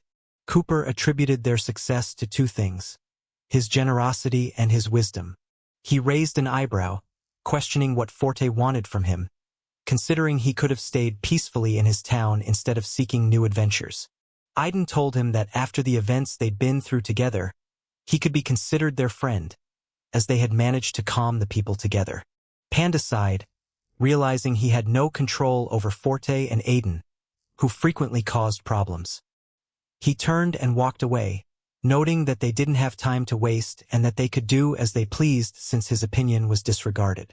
Although they were pleased, the little panda felt slighted, as if he had been cast aside for not being listened to despite his wisdom. As they continued their journey, they noticed the approach of a massive, entirely black horse whose hooves were pounding towards them. The man behind the controls of the speeding horse looked back in panic, rushing forward like a locomotive. They accelerated quickly as he urged the horse forward with special devices to make it move faster, needing to escape urgently. He saw someone ahead and panicked further, realizing he couldn't stop due to the horse's high speed. He desperately tried to pull the horse back to avoid a collision, but knew it was too late and he'd end up dealing with some trouble. The horse knocked down Koopy, who cried out in pain, being so much smaller than the horse and unable to defend himself. Aiden stayed by his side. Fearing the horse might cause serious harm to Koopy, they rushed to him to check if he was okay. Koopy began to rise from the ground, brushing off the sand that had accumulated from being knocked over. Koopy yelled at the driver to pay attention and called him a reckless fool unfit to drive horses. The driver, in a panic, shouted that bandits were ahead and they needed to flee immediately to avoid losing everything. Aiden was surprised to see that the horse was made entirely of black smoke but remained unfazed and calm. Forte explained that the palace masters had mastered the art of shadows, and this horse was indeed real, defying expectations. He insisted there was no time for explanations, frustrated that the others didn't understand the imminent danger from the bandits. He reassured the driver by patting him on the shoulder, assuring him that he had everything under control thanks to his reliable friends. He told the driver to stay calm and not worry, as he had everything well managed. To witness the battle up close, he sat at the back of the cart, though he found it unpleasant to be near the smelly driver. Iron and Forte were prepared to take on the bandits, who thought they could easily profit from others through violence. Ivan mentioned there were 4 bandits, and Forte inquired about their danger level and any details. Ivan admitted he knew nothing and was curious about how shadows could be used. The bandits charged at them, either to claim their prize by attacking or to surrender without a fight. Forte raised his hand to signal them to slow down, as he wanted to handle the situation before they rushed in. Although there were only Forte and Iron against 4 bandits, they could easily handle such numbers, but they were unaware of one crucial detail. One bandit lowered his hood to boast about defeating the guards they had previously vanquished. Forte, tired of the bandits bragging, quickly knocked him out with a single blow, silencing him effectively. The bandits' companions were astonished by how a young guy could strike so powerfully, sending him flying 20 meters away. Forte dismissed the knocked-out bandit as a fool, calling him an idiot who didn't watch his words. Another bandit realized they would have to work hard, having seen one of their own taken down with ease after much effort. Meanwhile, Aiden used his elbows to target a bandit with a mohawk, whom he wanted to defeat because he was known to be strong. He struck the bandit on the head, causing him to lose his balance and fall to the ground like a discarded insect. The bandit was face down in the dirt, having been forcefully thrown, and struggled as if he were a frightened animal. Aiden asked if this was all the bandits could do, eager to see what kind of shadows they could create. The remaining bandit members were deliberating on how to handle the situation. The older bandit instructed the younger one to deal with the large fighter himself. They began releasing strange black threads, thick as ropes, which moved at incredible speeds. They started to encircle Aiden with these threads, who initially thought he could defeat the main bandit with a single blow, not expecting any further attacks. They were binding him with these black ropes, which, despite being visible, had an unusual density for their color. It was perplexing, as items of that shade typically lack weight or substance. The black threads were so powerful they could have crushed him instantly, much like a gigantic black horse could have crushed Kupi.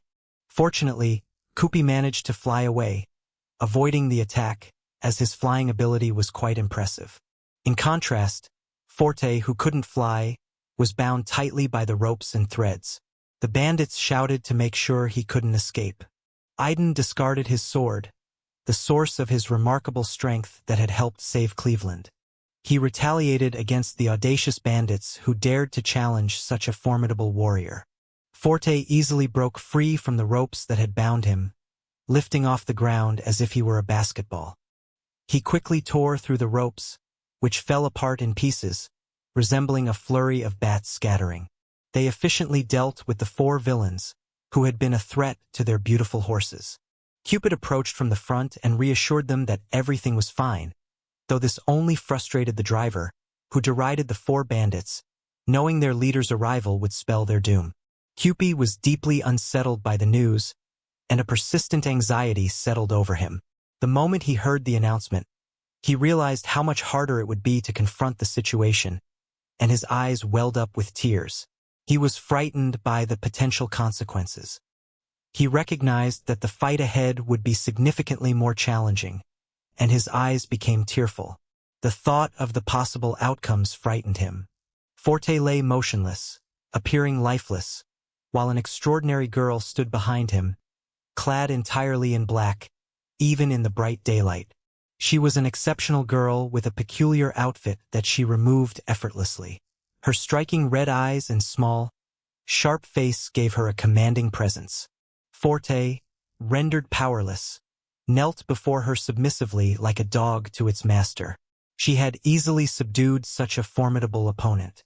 She stepped on his foot, not instructing him to remain on his knees, and he didn't attempt to rise, knowing that doing so would lead to his immediate defeat. I then intervened, calling out to the girl to stop, as I didn't want him to endure further suffering at the hands of a stranger.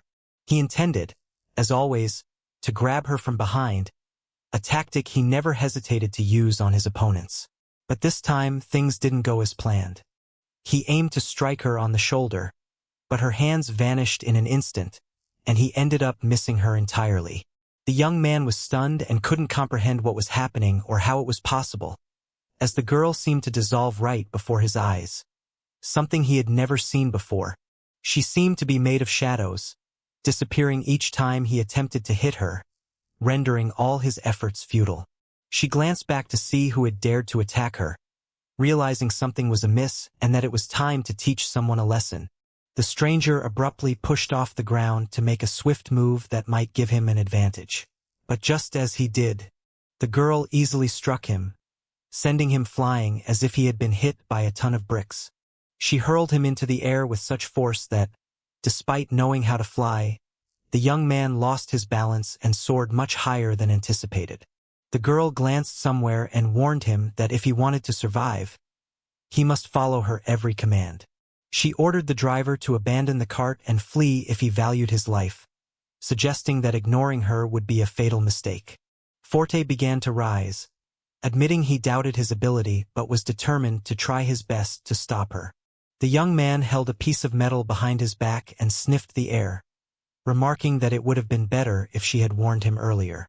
As he gripped the metal, an unusual energy started to form around his hand, raising ominous suspicions. Chains resembling gold began to coil around his arm, and he felt elated, believing that he would finally gain strength and earn respect. His arm transformed into armor, making him stronger. This was the same armor he had relied on in every battle throughout his life. Cupid noticed that this was a Jabberwock, an artifact that should have been buried to prevent anyone from using it and causing harm. Ford mentioned that he had grabbed the piece just in case, confident that he wouldn't need to use it, but prepared to handle the girl if necessary. Cupid, being wise, understood that using the Jabberwock could make him dependent again, which would likely displease others and potentially lead to more trouble. Ford then engaged in battle with the ghostly girl, who had mastered the art of shadows, and he tried with all his might to strike her. she effortlessly evaded Ford's attacks. He warned her that he could fight much longer than she expected, but he wouldn't guarantee her safety. Gathering his strength for a final move, Ford prepared to unleash a powerful attack, confident that the armor's immense power would allow him to easily defeat the girl. He was already convinced of his victory and aimed his fist directly at her chest, intending to kill these bandits with a single blow. After all, taking down the leader would ensure the others wouldn't dare to challenge him. I observed all of this and realized that his regular attacks were ineffective, prompting the need for a different approach. Otherwise, he was bound to lose.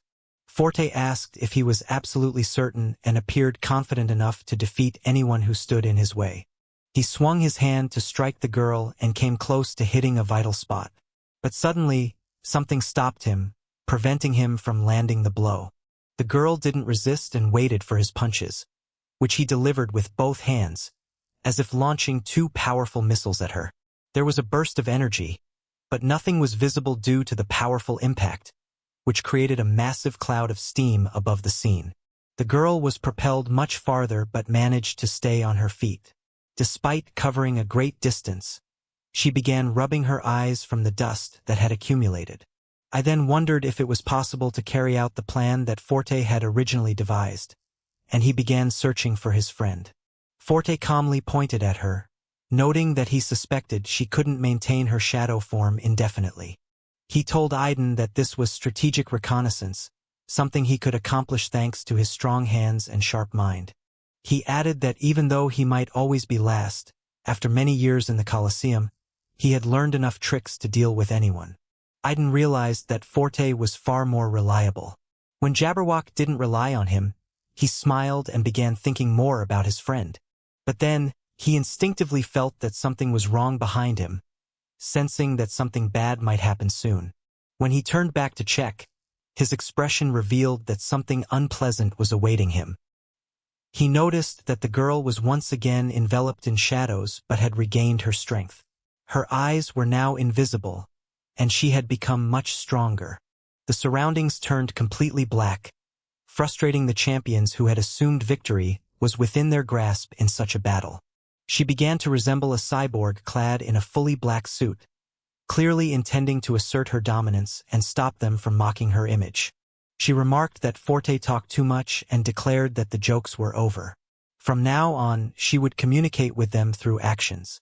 She stood on black heels she had formed from shadows, looking as though she was ready to crush them into the ground like her own shadow.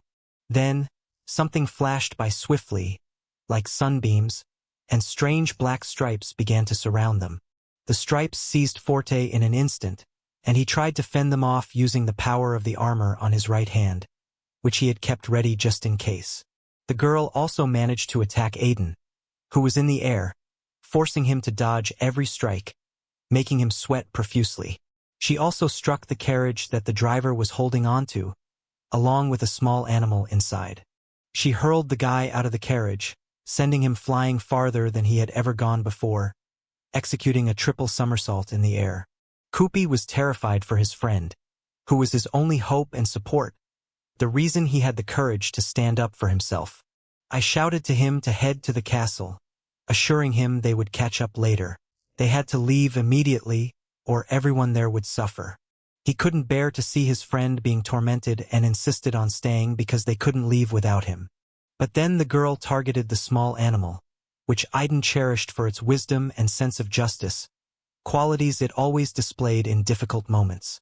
However, Aiden defended his friend, managing to block the attack with his hand, grabbing the very tip of the shadow that was aimed at the little creature, Koopy. He realized he couldn't both fight and protect the card at the same time, so he decided it was better for them to leave, ensuring that at least one of them might survive. Koopy understood the situation was dire and concluded that leaving was the only viable option to ensure everyone's survival. He knew that staying would only hinder the effort and distract his friend from defeating the girl who was capable of attacking both of them simultaneously.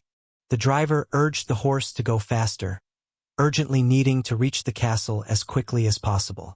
Koopy was overwhelmed by the sight of a girl mocking his friend, causing his vision to blur with distress. She realized she needed to avoid the plant, as a tough battle was about to start, one she was unlikely to win due to facing two opponents. Fortes yelled at her to stay focused in the battle and considered using his armor to knock out the girl. However, she simply turned away, wrapped her long braid around his neck, and began to strangle him in mid-air, creating a horrifying scene. She then removed her braid and decided she had no interest in continuing with this arrogant fighter who overestimated his strength. She tossed him into the shadows and went after the second opponent, who was also vigorously fighting back. Meanwhile, Aiden managed to fend off her attacks to buy time and assault the fort. He used his power, instantly reflecting all her attacks with a blue flame, and the assaults were countered within seconds. He confidently declared that he was far stronger than she believed, though the guy remained naively optimistic and kept smiling. Meanwhile, they sped towards the castle, preparing for new challenges, particularly dealing with a group of bandits who had attacked them on the road. Cupid shouted that he couldn't see the bandits, which worried him since they had already traveled a considerable distance and were close to the castle. The driver remarked that they should be grateful to have survived at all.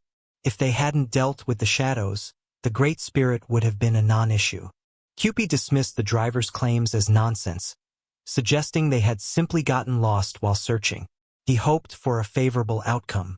Upon arrival, the guards began to halt them, and the horse struggled to keep steady due to the bandits' earlier assault.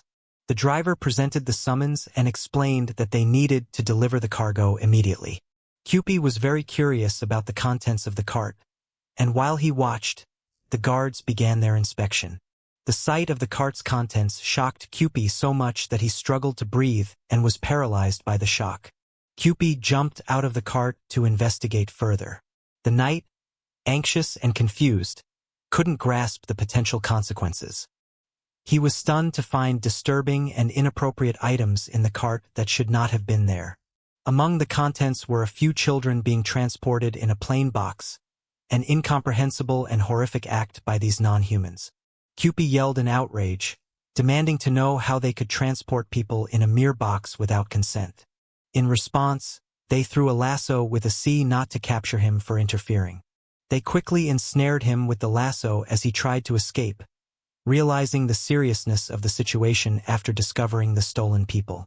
The guards restrained him on the ground, and he cried out in pain as they managed to subdue and capture him. The driver furiously questioned him, revealing that the box contained both jewelry and a few poor orphans they had stolen. She finally understood that the girl was trying to rescue the stolen children for the sake of the Lord who was waiting for them.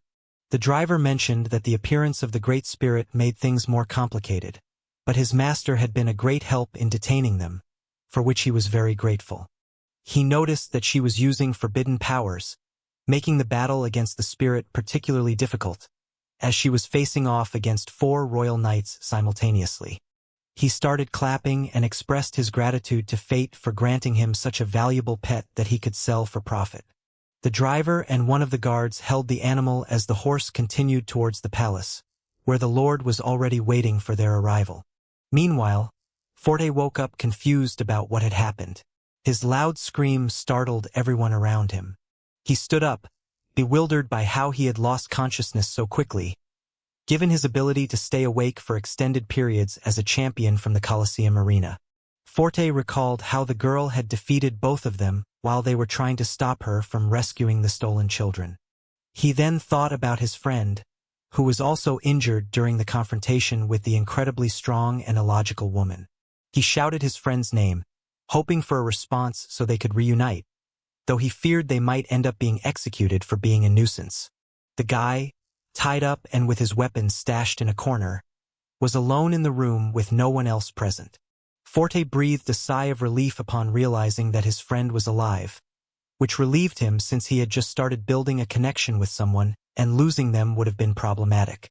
He hadn't yet accepted his defeat, and depression set in as he struggled to understand how he had lost to a girl when he still needed to face the Demon King. Forte started to untie himself and realized he had been left alive. He also considered that the others must have seen him using forbidden magic, and if there was no appropriate story to explain it at the palace, he might be executed by burning. He managed to free himself from the ropes, which had been tied in several large knots without success. Understanding the urgency of their situation, he knew they needed to act quickly and escape since the driver was waiting for them in the palace. Iron began to recall the events of the battle against the girl, who had used her shadows to envelop everyone. Determined to prove himself as a true fighter, he shouted that he needed to go and prepare himself for victory. They peered out from behind cover and started devising a plan for their next move. Suddenly, they heard someone speaking to them, acknowledging their awakening. The suddenness of the voice shocked them, as they hadn't seen who said it. The girl and her group instructed them to leave, deciding to let them go rather than keeping them and feeding them at their own expense.